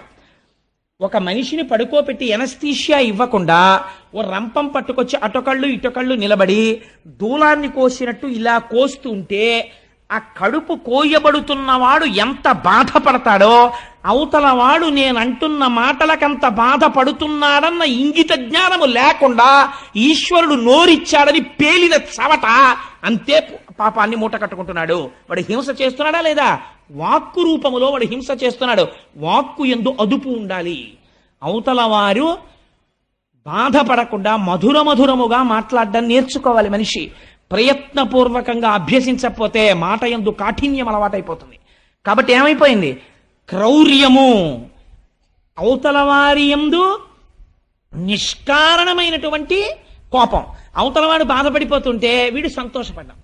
అవతలవాడి బాధ వీడి సంతోషమునకు హేతువైన నాడు కలిపురుషుడు ప్రవేశించినాడు. కాబట్టి ఏమైంది? ఈ 4 స్థానములు నీకిస్తున్నాను. పరీక్షిత్ నమ్మకమేమి? తన పరిపాలనలో ఉండగా ఎవ్వరూ ఆ 4 చోట్లకి వెళ్ళరు. అంతే కదండి? ఈ 4 చోట్లకి బాగా వెళ్ళాలని కోరుకుంటే వాడు పరీక్షిత్తు కాడు, కలి యొక్క ప్రతినిధి కదా. అదర్వైజ్ సేస్ అంతే కదండి మరి పురాణం. కాబట్టి ఇప్పుడు ఏమైంది? పరీక్షిత్తు తన ప్రజలు వెళ్ళరని కోరుకున్నాడు. వెళ్ళరన్న నమ్మకంతో ఈ మాట చెప్పాడు. ఈ మాట పరీక్షిత్తుకే తెలిస్తే కలికి తెలియదండి. తనకి వెళ్ళడానికి ఆ 4 చోట్లకి ఎవడు రాడు, నేను పాడు చేయలేనని. మీకు ఇంకొక గమ్మత్తు నేను ఇక్కడ చెప్పాలి. దేనికి అదే ఫలితం అని మీరు అనుకుంటున్నారేమో, ఈ 4ంటికి కాదు. మీరు కలి యొక్క పరిస్థితి ఎలా ఉంటుందంటే, నాలాంటి వాడు కూర్చోడానికి రైల్లో కొంచెం సీట్ ఇచ్చినట్టు ఉంటుంది. నన్ను కొంచెం కూర్చొని ఇచ్చారనుకోండి, ఇంత శరీరంతో ఇంత చోటిస్తే ఊరుకుంటానా? కొంచెం తోసుకొని ఆక్రమించడం మొదలెడతా కదా. అంటే నేను అలాంటి పనులు చేశాను అనుకోకండి, వేరొకరి మీద ఉదాహరణ పెట్టకూడదు కాబట్టి. నిలబడతాను తప్ప అలాంటి దిక్కుమాలిన పనులు నేను చేయను. కాబట్టి జరిగినదేమి అంటే, మీరు 4ంటిల్లో ఒకదాన్ని పట్టుకున్నారనుకోండి, మిగిలిన 3ంటికి ఎలా లాగేయాలో కలికి తెలుసు. మీకు ఒక్క ఉదాహరణ చెప్పి నేను పూర్తి చేసేస్తాను. చూడండి, ఈ 4ంటిలో ఉదాహరణకి జూదశాలలోకి వెళ్ళాడు అనుకోండి. ఉట్టినే సరదాగానండి, నేనేం ఆడ చూస్తానంటాడు. ఈ చూడడం ఏమవుతుందంటే, వాడికి ఎప్పుడో అప్పుడు శారీరక సంబంధమైనటువంటి విరామం కావలసి వస్తుంది. ఇంటికి వెళ్ళకపోతే భార్య ఊరుకుంటుంది. ముసిలి వాళ్ళు అయిపోయిన తల్లిదండ్రులు పాపం అలా గుడ్లకి కంటిరెప్పలు పైకి గుండు సూదులు ఎట్టుకుని కొడుకు కోసం ఎదురు చూస్తారు, కానీ మలమూత్రాలు ఆగవుగా. అందుకని బాత్రూంలోకి వెళ్ళాలి. నిర్దాక్షిణ్యంగా ఉంటారు అప్పుడు పక్క వాళ్ళు, వీడి కోసం వాళ్ళేం ఆపరం. అందుకని వీడు ఎవరికో ఒకళ్ళకి ప్రాక్సీ ఇవ్వాలి, వీటిని వాడికి అప్పచెప్పి వెళ్ళాలి. అందుకని వీడు ఏం చేస్తాడంటే హెల్పింగ్ హ్యాండ్ కింద కూర్చుంటాడు, 12th మ్యాన్ కూర్చున్నట్టే. అంతే, చాలా అయిపోయింది. ఇంకా తర్వాత ఏమైంది, వీడు ప్రోనోట్ల మీద సంతకాలు పెట్టడం మొదలెడతాడు. ఐశ్వర్యం నిశ్శబ్దంగా వెళ్ళిపోతుంది. అక్కడి నుంచి ఏమైంది, అసత్యం ప్రారంభం అవుతుంది. అసత్యంలోంచి లక్ష్మి వెళ్ళిపోవడం ప్రారంభం అవుతుంది. లక్ష్మి వెళ్ళిపోవడం ప్రారంభమైన కలి ఊరుకోడు, జూదశాలకి రా రా రా అని లాగుతాడు. లాగాడు కాబట్టి ఏం చేయాలి, భార్య మెళ్ళో పుస్తిల్తాడు కూడా లాగేసి తీసుకెళ్ళిపోతాడు. కాబట్టి ఏమైపోయింది, అది దొంగతనం వైపుకి వెళ్ళిపోయింది. ఆవిడేమంటుంది, ఇంకా నేను మీతో కాపరం చేయలేని పుట్టింటికి వెళ్ళిపోతానంటుంది. ఆవిడ్ని కొట్టడం మొదలెడతాడు. ఏమైపోయింది, క్రౌర్యంలోకి వెళ్ళిపోయాడు, హింసలోకి వెళ్ళిపోయాడు, దొంగతనంలోకి వెళ్ళిపోయాడు. పిల్లల్ని కొడతాడు, వాళ్ళ ఫీజులు కట్టడు, వాళ్ళ చదువు గురించి చూడడు, మానమర్యాదలు పట్టించుకోడు. నా భార్య ఇంటికి వెళ్ళేటప్పటికీ నా మీద తగాదా పెట్టుకుంటోందని పరస్త్రీని కోరుకుంటాడు. ఒక దాంట్లోంచి 4 వెళ్ళిపోయాడు, సర్వభ్రష్టుని చేసి నాశనం చేసేస్తాడు. ఆఖరికి వాడు చచ్చిపోతే అమ్మయ్య పోయాడంట. ఎందుకు అయిపోయావు నువ్వు అలాగా? ఒక్క దాంట్లో కాలిట్టేవంతే 4 లాగేయగలవు. కాబట్టి ఈ 4 దుష్ఫలితములు 4 ఆశ్రయించి ఉన్నాయి. భాగవతం అందుకని విను అని చెప్పారు. ఈ జీవితం ఎక్కడ పాడైపోతోందో నీకు చెప్పేస్తాం, ఇది అర్థం చేసుకో. ఇంత అగ్నితప్తం జరగాలి, బంగారం అగ్నిహోత్రంలో ఉడకాలి. ఇప్పుడు ఇంత ఉడుకుతోంది, ఇప్పుడు రావాలి శుకుడు. ఇప్పుడు వస్తే తప్ప, మహానుభావుడు వచ్చి కూర్చుంటే తప్ప ఎదర భాగవతం ఇప్పుడు వస్తుంది. ఇంకా ఇప్పుడు వస్తే అది వింటూ ఉంటే మన జీవితాలు భగవద్ అనుగ్రహానికి అందుకు నోచుకుంటాయని చెప్పారు భాగవతం వింటే. ఇప్పుడు ఏమైంది, ఈ 4 ఇస్తే పరీక్షిత్తుకే తెలుసు కదా ఎవరు వెళ్ళరని. ఇప్పుడు మీకు చెప్పాను కదా, ఒకదానికి ఎడితే 4 రకాలుగా భ్రష్టుడవుతాడు.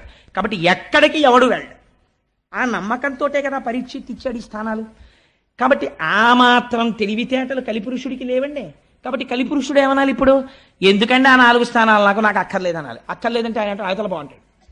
అందుకే కలిపురుషుడు అంటే ఏంటి, చాలా తెలివితేటలుగా మభ్యపెట్టగలిగిన వాడు. కాబట్టి ఆయన ఏమన్నాడో తెలుసా అండి, మీరు పావుషేరు శనగపప్పు పట్టరండి, నేను పావుషేరు ఓ కట్టుకొస్తాను, ఇద్దరం కలుపుకుని పంచుకు ఊదుకు తిందామన్నట్టు. ఎవడం ఓ కట్టుకు రావడం ఎందుకు, కలుపుకోవడం ఎందుకు, పంచుకోవడం ఎందుకు, ఊదుకు తినడం ఎందుకు, తను ఏదో తెచ్చినట్టు ప్రజ్ఞ అనమాట. అలా ఎంత మెహర్బాన్. నాకు లోకంలో చాలా విచిత్రంగా ఉంటాయి పోకడలు. పాపం ఒక ఆవిడ, ఏమంటే ఎప్పుడు చూసినా మా నాన్నగారు గొప్ప, మా అమ్మగారు గొప్ప, మా నాన్నగారు గొప్ప, మా అమ్మగారు గొప్ప అని నిష్కారణంగా మా అమ్మగారిని నాన్నగారిని తిడతారు. మీ అమ్మ చూడు, మీ నాన్న చూడు ఎప్పుడు నేను చెప్పి పాపం వాళ్ళని తిడతారు. అదేమిటండి, మా అమ్మగారు నాన్నగారులలో ఒక్క సుగుణం లేదా అంటే ఆయన అన్నట్ట, సరే ఇవాళ నుంచి నేను మా అమ్మగారిని నాన్నగారిని పొగిడి మీ అమ్మగారిని నాన్నగారిని తిట్టను. మీ అత్తగారు మామగారే మంచివాళ్ళు, మా అత్తగారు మామగారే భ్రష్టులు, సరేనా అన్నాడు. ఏమైంది, ఎటు మారిస్తే ఏమైంది? అలా అదొక రకమైనటువంటి గుంభనం, మాటలో అతి తెలివితేటలు. కలిపురుషుడు ఎలాగా మభ్య పెట్టాడో చూడండి. మభ్య పెట్టడం అండి లక్షణం. అసలు ఆ మభ్య పెట్టేటటువంటి మాట తీరు ఎక్కడి నుంచి వస్తుందో తెలుసా అండి, ఇక్కడ అశౌచం ఉంటే అవతల వాళ్ళని ఎలాగో అలా లొంగదీసే మాట మాట్లాడడం మొదలవుతుంది. తన సత్యమునకు కట్టుబడిపోయాడు అనుకోండి, ఇక్కడ కలిస్థానం లేదనుకోండి, అసలు అవతల వారి యొక్క ప్రయోజనాన్ని తాను కోరుకోవట్లేదు. కాబట్టి అసలు అటువంటి ఆ మాటలు రావు నోటి వెంట. ఎలా మాట్లాడాడో చూడండి, ఎంత గొప్పగా మాట్లాడాడో. అయ్యా మీరు 4 ఇచ్చారు కదా, ఈ 4 నేను ఊంచుకోవడానికి తగిన స్థానము లేదు కనుక ఇంకొకటి ఇప్పించండి అన్నాడు. ఇంకొకటి ఇప్పించండి అంటే ఆయనకి తెలిసి 4 తప్ప ఇంకొకటి ఏది ఇచ్చినా అందులోకి నేను ప్రవేశించడానికి అవకాశం వెతుక్కోవచ్చు అని. గభాలన పరీక్షిత్ అన్నాడు, బంగారం ఇచ్చాను అన్నాడు. ఎందుకన్నాడా మాట అంటే, ఆ రోజుల్లో బహుశా ఒక లక్షణం ఉండేది.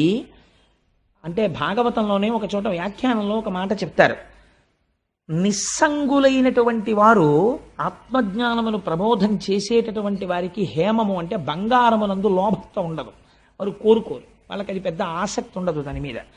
అట్లాంటి వారు లోకములో ఉండగా, వారి ప్రబోధం ఉండగా లోకం ఎందుకు పాడవుతుంది అనుకున్నాడో ఏమో, బంగారమునందు స్థానం ఇచ్చానన్నాడు. పరీక్షిత్ ఒంటి నిండా బంగారం ఉంది, ఆపాదమస్తకం, కిరీటం దగ్గర నుంచి ఆభరణాల వరకు ఉంది. వెళ్ళలేడండి, అందరిలోకి వెళ్ళడం ఎందుకండి, పరీక్షిత్తులోకి వెళ్ళిపోతే సరిపోయాయి, డైరెక్ట్గా నాశనం అయిపోయింది. పరీక్షిత్తును పాడి చేసేస్తే చాలు, తను ఇంకా రాజద్వారం తెరిచేసుకున్నట్టే. కోటలోకి ప్రవేశించడానికి సామాన్య సిపాయిల్ని ఎంతమందిని చంపుతారు? రాత్రికి రాత్రి మీరు కుట్ర చేసి ప్రభువుని బంధించేశారనుకోండి, అయిపోయిందంటే సింహాసనం మీ హస్తగతం అయిపోయింది. ఇప్పుడు పరీక్షిత్తుని కొట్టాలి. దొరికేశాడు. ఎక్కడ దొరికేశాడు? తన మాట తప్పని తనమే తనకి ప్రతిబంధకం అయిపోయింది. నీకు బంగారమునంది ఇచ్చానన్నాడు. చాలు మహాప్రభో, చాలా సంతోషం అన్నాడు. వెళ్ళిపోయాడు పరీక్షిత్. ఇంటికి వెళ్ళాడు. కోరిక పుట్టింది, వేటకెడితే బాగుండనిపించింది. ఎందుకని? ఒంటి మీద బంగారం ఉంది కాబట్టి పుట్టేసింది, అంతే. కలి ప్రవేశం జరిగిపోయింది. వేటకెడదామనిపించింది. అనిపించి ఆ వేట కోసమని బయలుదేరాడు. బయలుదేరితే అనేక మృగములను వేటాడాడు. ఎందుకు వేటాడడం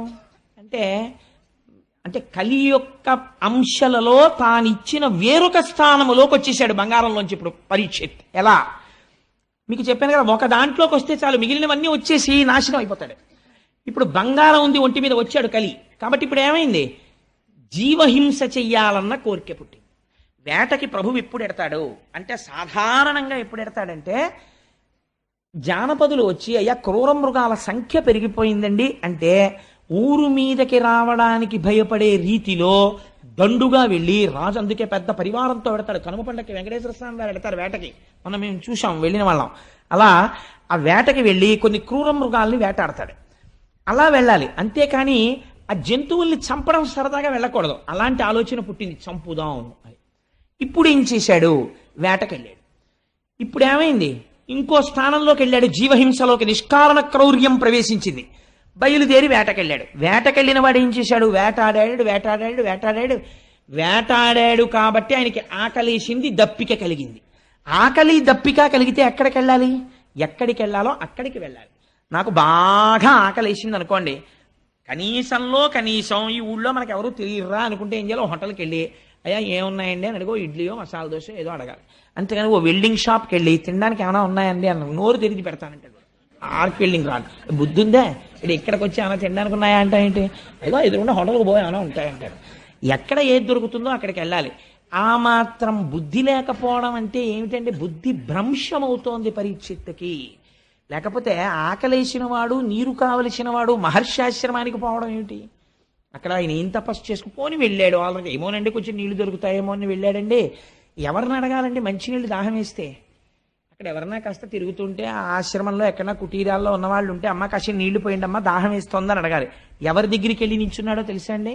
ఆ నీళ్లు కావాలని అంటే అహంకారము వచ్చినది. ఎవరి దగ్గరికి వెళ్ళాడు అంటే, ఎంత గొప్ప వర్ణన చేశారో తెలుసా అండి వ్యాసుల వారు? ఎగ్జాక్ట్ ట్రాన్స్లేషన్ చేశారంతే పోతన గారు. పలికెడిది భగవతమట పలికించు విభుండు రామభద్రుండట. మీలిత నేత్రుడై మెలగుట చాలించి బాహ్యమున జడిలేక శాంతుడగుచు. ఆయన శమీక మహర్షి. ఎటువంటి స్థితిలో ఉన్నాడు? మెలగుట చాలించి, కదలిక లేదు, మెదలిక లేదు, స్థాణు అయిపోయి ఉన్నాడు. స్థాణు అయిపోయి ఉండడం అంటే ఏమిటి? మీరు ఇప్పుడు ఒక్క విషయం, ఇప్పుడు ఈ మాటల్ని చాలా క్లీశంతో, చాలా గహనమైనటువంటి వర్ణన చేస్తారు. నేను తరచూ ఒక మాట చెప్తుంటాను. ఇప్పుడు ఇలా ఒక చిక్కుడు పాదు పెట్టి, నేను 4 రోజులు చిక్కుడు పాదు పక్కనే కూర్చుని ఇక్కడ ఒక కర్ర పాతాను అనుకోండి, చిక్కుడు పాదు నన్ను ఒక్కనాటికి నమ్మదు, వచ్చి నన్ను అల్లుకోదు, వీడు లేచి వెళ్ళిపోతాడని దానికి తెలుసు. చిక్కుడు పాదు కర్రను అల్లుకుంటుంది. వెళ్ళి ఎందుకు అల్లుకుంటుందో తెలుసా అంటే, అది కదలదనేది పసిగడుతుంది. శంకరాచార్యులు వారు చోట చెప్తారు, కర్ణే యదాహ విరచయంతి ఖగాశ్చ నీడాస్ శ్రీశైల శృంగ కుహరేషు కదోపలప్స్యే గాత్రం యదామలతాహ పరివేశయంతి అంటారు.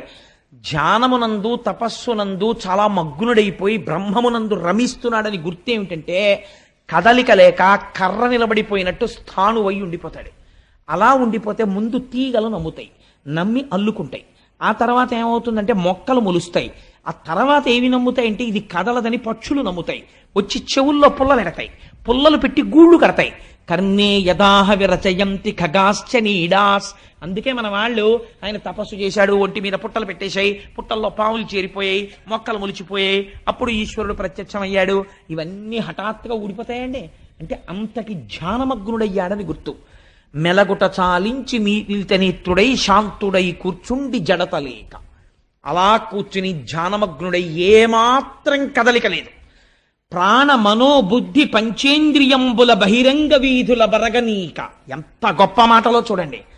ప్రాణము నియంత్రించాడు ప్రాణాయామము చేత. అందుచేత అనడం కుంభకం పూరించి ఆప్ చేసేసాడు వాయువుని, అలా నిలబడిపోయాడు అంతే. కాబట్టి ఇప్పుడు వక్షస్థలం ఇలా ఇలా ఇలా ఇలా కదలదు, అలా ఉండిపోయి ఉన్నాడు. ప్రాణము ఊపిరి మీద ఏది ఆధారపడుతుంది? మనస్సు ఆధారపడుతుంది. అందుకని మనస్సు కదలటం లేదు, అలా ఉండిపోయింది. మనస్సు కదలదు, బుద్ధి కదలటం లేదు. బుద్ధి కదలటం లేదు, ఇంద్రియాలు కదలటం లేదు. బయట విషయాన్ని కన్ను చూడదు, చెవులు వినపడవు, స్పర్శేంద్రియానికి తెలియదు. అందుకని అలా ఉండిపోయాడు. స్థాణువై ఏం చేస్తున్నాడు మరి? ఇవన్నీ ఆగిపోయాయి. మరి ఆయన ఏమి చూస్తున్నట్లు అంటే జాగ్రత్తాది అవస్థాత్రయము దాటి బ్రహ్మమునందు రమించుచుండే, జాగ్రత్త మొదలైనటువంటి 3 అవస్థలని దాటిపోయి ఆయన జాగ్రత్త లేదు, స్వప్నము లేదు, సుషుప్తి లేదు, 4వది తురీయమనేటటువంటి స్థాయికి చేరిపోయి తాను సాక్షాత్తు ఆత్మగా సాక్షీభూతుడై శరీరాన్ని చూస్తూ బ్రహ్మముగా నిలబడిపోయి ఉన్నాడు. ఇప్పుడు అలా ఉన్నవాడు ఎలా ఉన్నాడు అంటే బ్రహ్మభూతత్వ సంప్రాప్య విక్రియుండయి అతి దీర్ఘ జటలు తన్నావరింప, అలా కూర్చుని ఉండిపోతే బ్రహ్మముతో రమించి నిలబడగా వెంట్రుకలు మాత్రం పెరిగిపోతున్నాయి, గోళ్లు పెరిగిపోతున్నాయి. అవి జటలు కట్టేసి కేశ సంస్కారము లేక వ్రేలాడుతున్నాయి. రురు మృగచర్మమును దాల్చి అలరుచున్న తపసి పొడగని తాళిత శోషిత తాళుడగుచు.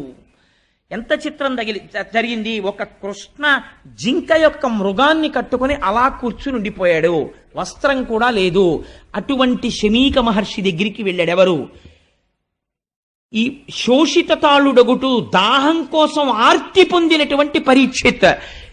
ఎలా అంటే మౌన భాషల డగ్గరి మనుజ విభుడు. వెళ్ళి ఎలా నిలబడ్డాడు అంటే నీటి కోసం కాదు, మౌన భాషల డగ్గరి మనుజ విభుడు. ఇప్పుడు దేనికోసం వెళ్ళాడు? నీటి కోసం వెళ్ళాడన్నది ప్రధానం. కానీ లోపల ఒక మౌన భాష బయలుదేరింది. ఏమిటది అంటే ఇప్పుడు పరీక్షిత్ తానెవరో మరిచిపోయాడు, బుద్ధి భ్రంశం అయిపోయింది. ఇట్లాంటి బ్రహ్మమునందు రమిస్తున్నటువంటి తాపసిని చూసి నిశ్శబ్దముగా తాను వెళ్ళిపోవాలా? నేను మహారాజునొస్తే లేచి నిలబడడా, నాకు నమస్కరించడా, నాకు ఆసనం చూపించడా, మహారాజా ఎందుకు వచ్చావని నన్ను అడగడా? ఎంత అహంకారం రా ఈ తపస్వికి అనుకున్నాడు. అంటే ఇప్పుడు ఏమైంది? ఇంత పరీక్షిత్, ఇంత గొప్పవాడు, తెల్లవారి లేస్తే బ్రాహ్మణులకు నమస్కారం చేసేవాడు, అన్నీ తెలుసున్నవాడు, అన్నిటినీ మరిచిపోయాడు. బుద్ధి భ్రంశమైపోయింది కలి యొక్క ప్రవేశము వలన. దీనివల్ల ఏమైపోయింది? ఆగ్రహం పుట్టింది. యుక్తాయుక్త విచక్షణను కోల్పోయాడు.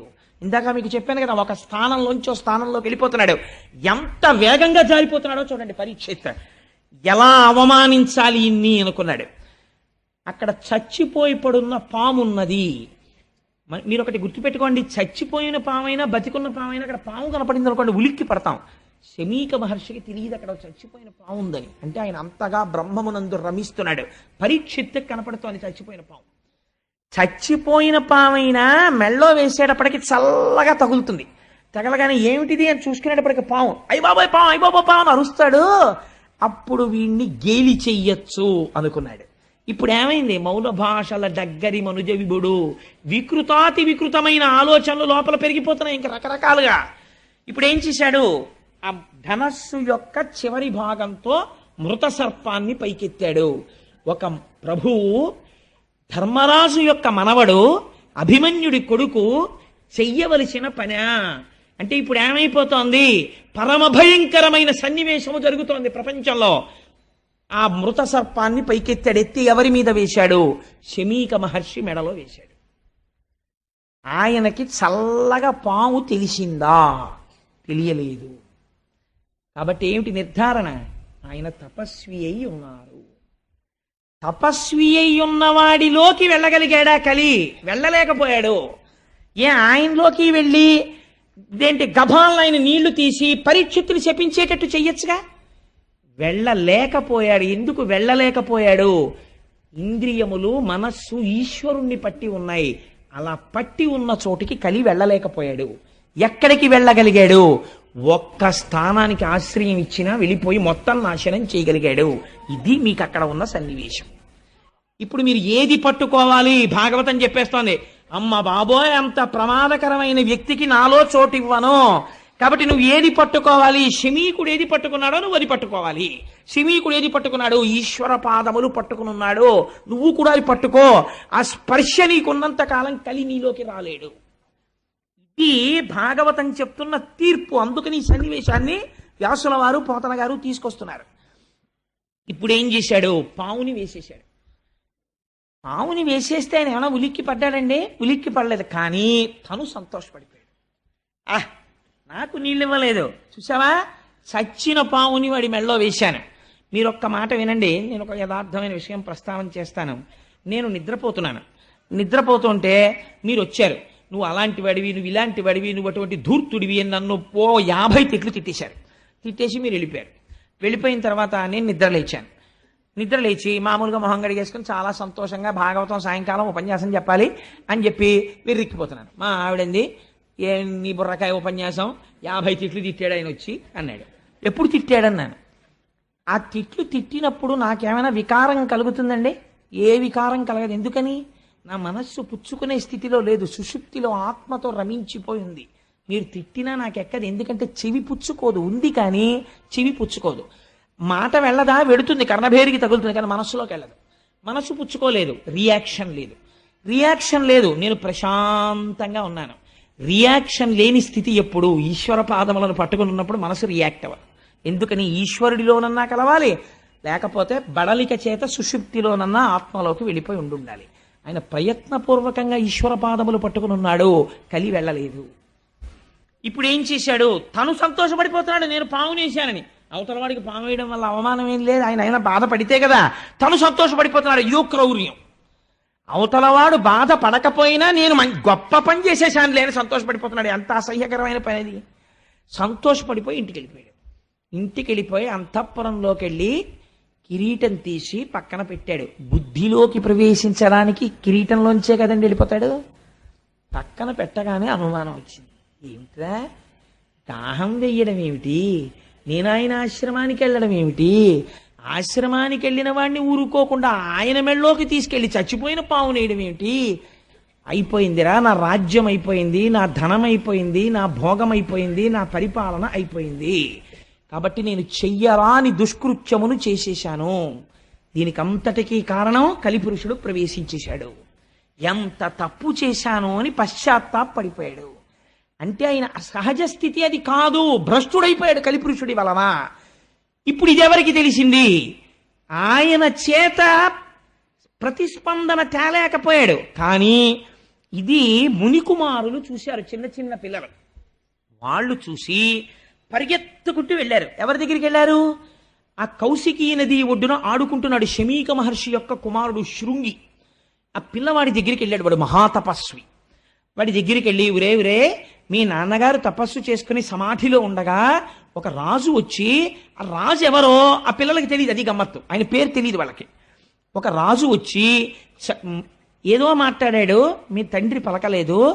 కోపంతో చచ్చిపోయిన పావుని ధనస్సుతో ఎత్తి మీ నాన్నగారి మెళ్ళలో వేసి వెళ్ళిపోయాడు. వెంటనే ఆయన అన్నాడు,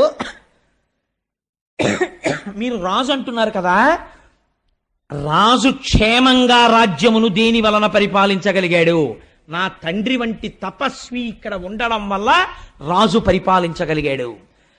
ఒక యజమాని బయట పారేసినటువంటి ఎంగిలి మెతుకులు తిని బలిసినటువంటి కాకి యజమాని తల మీద తంతే ఎంత అకృత్యమో, ఇంటి బయట కూర్చోవలసిన కుక్క యజమాని నివేదనకి సిద్ధం చేసిన ప్రసాదాన్ని ఇంట్లో కలియబడి తింటే ఎంత అపచారమో, బయట ఎక్కడో నిలబడి దానం అడగకుండా, ధర్మం అడగకుండా, ఒకటి అడగకుండా జింక చర్మం కట్టుకుని సమాధిమగ్నుడైన నా తండ్రి మెడలో పాము వేశాడా, మృత సర్పాన్ని వేశాడా అని వెంటనే కౌశికీ నది జలాల్ని చేత్తో పట్టుకున్నాడు.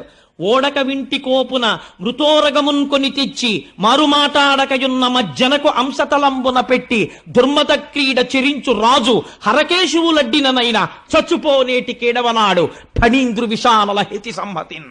అంతే, శాపం ఇచ్చేశాడు. ఆ నీళ్లు పట్టుకొని ఒక్క మాట అన్నాడంతే. ఓడక వింటి కోపున మృతోరగమున్ కొని తెచ్చి, చేతిలో ఉంది కదా ధనస్సు అని చెప్పి చెయ్యకూడని పని చేశాడు. ఎంత మాట అన్నాడో చూడండి. దేనికి ధనస్సు చేతిలో? అమాయకులైన ప్రజల్ని రక్షించడానికి చేతపట్టాడు. కానీ ఇవాళ చేత పట్టిన ధనస్సుతో అకృత్యాన్ని చేశాడు. ఓడక వింటి కోపున మృతోరగమున్ కొని తెచ్చి, మారుమాటాడకయున్న మజ్జనకు అంశతలంబున పెట్టి. కనీసం ఎదురు తిరిగి ఒక మాట మాట్లాడలేదే అవమానించాడనడానికి. సమాధిమగ్నుడైన మా తండ్రి యొక్క కంఠసీమనందు స్మృత సర్పాన్ని వేశాడా? అటువంటి రాజు ఎవడైనా అయ్యుండి ఉండవచ్చుగాక.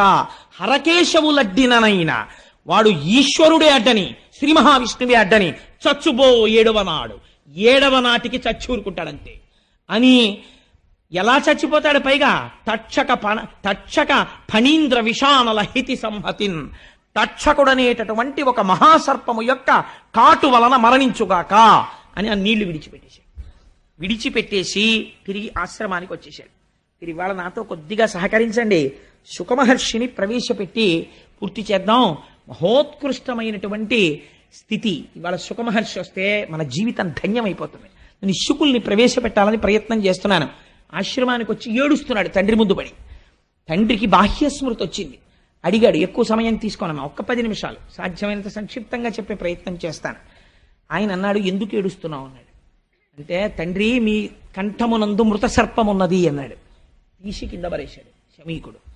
ఎవరు వేశారన్నాడు. నాకు తెలియదు, ఎవరో రాజు వేశాడు.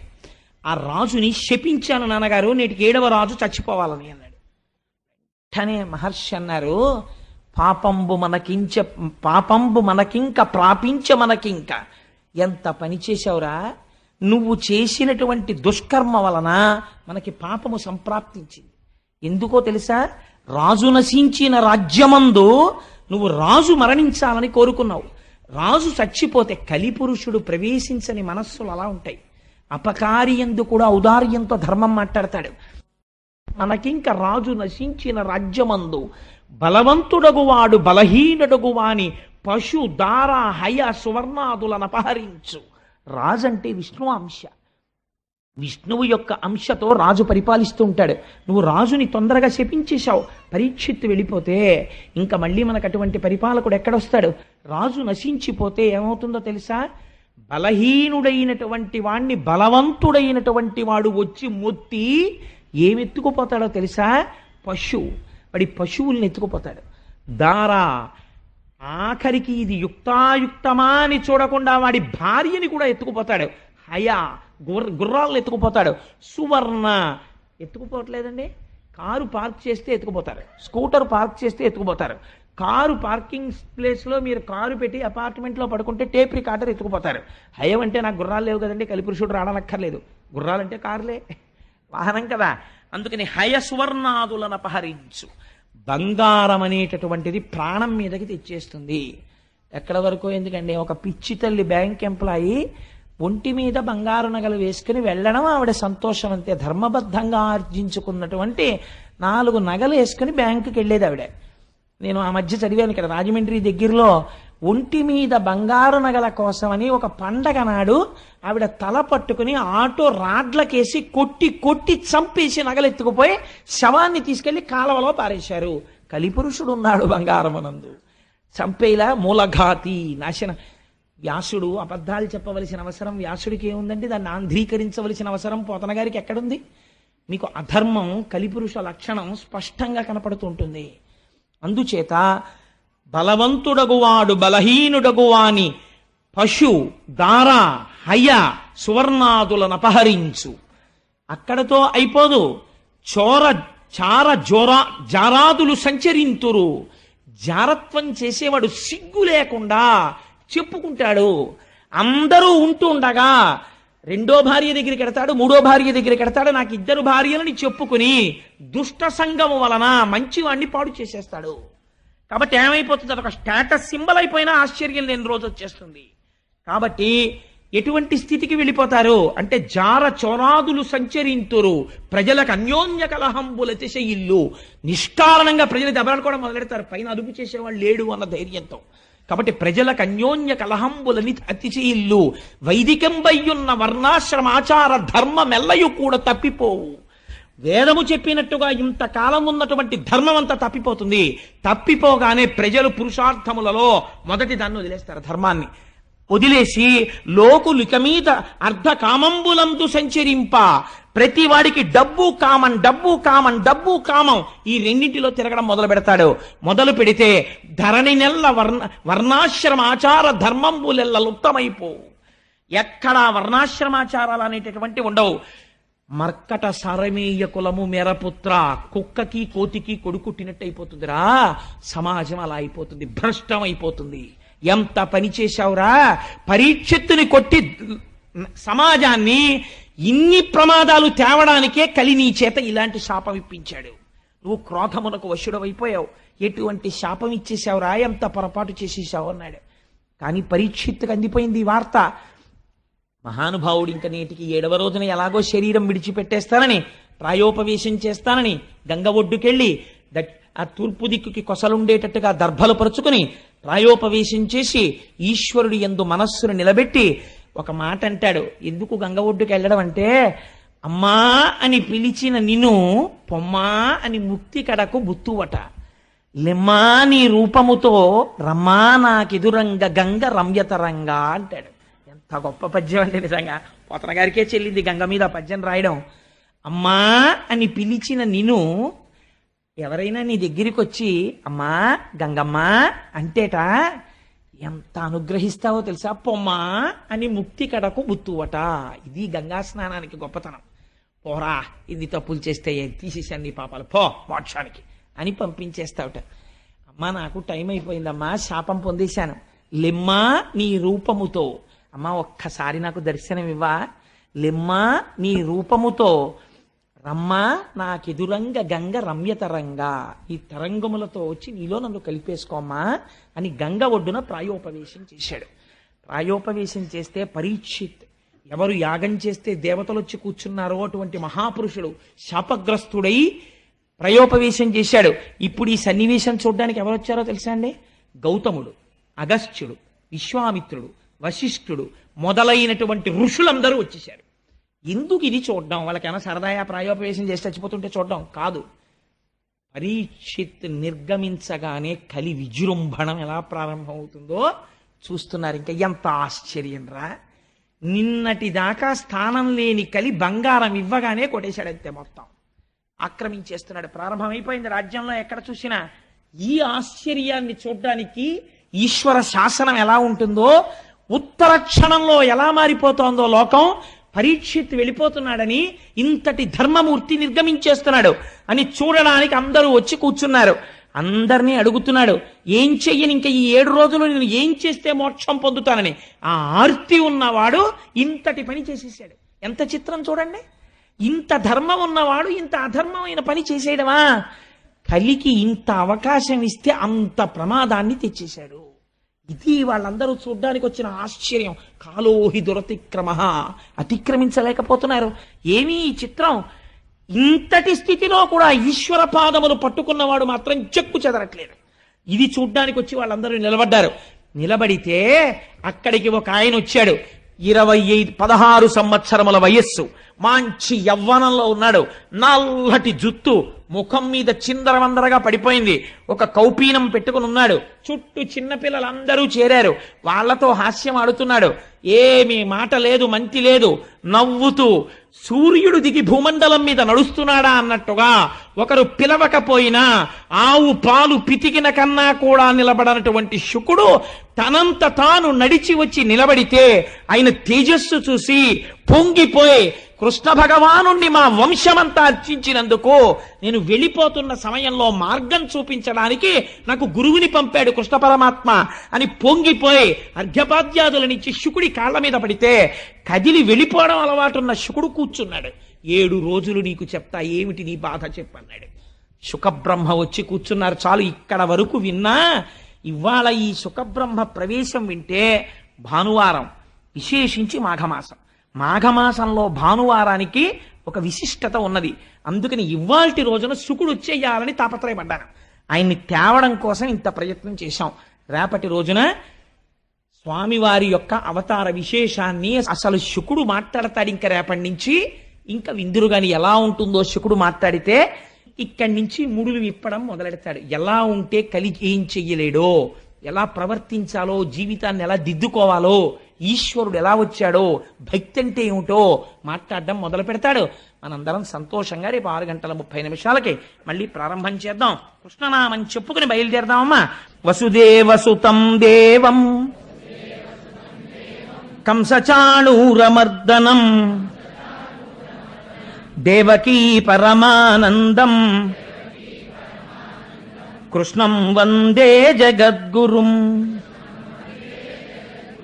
అతసీ పుష్పసంకాశం హారనూపురశోభితం రత్నకంకణకేయూరం కృష్ణం వందే జగద్గురుం. 3 అయితే సత్యం కాబట్టి 3 సార్లు చెప్పేద్దాం ఏమ్మా. మందారగంధ సంయుక్తం చారుహాసం చతుర్భుజం బర్హి పింఛావచూడాంగం కృష్ణం వందే జగద్గురుం. సర్వం శ్రీ ఉమామహేశ్వర పరబ్రహ్మార్పణమస్తు. స్వస్తి.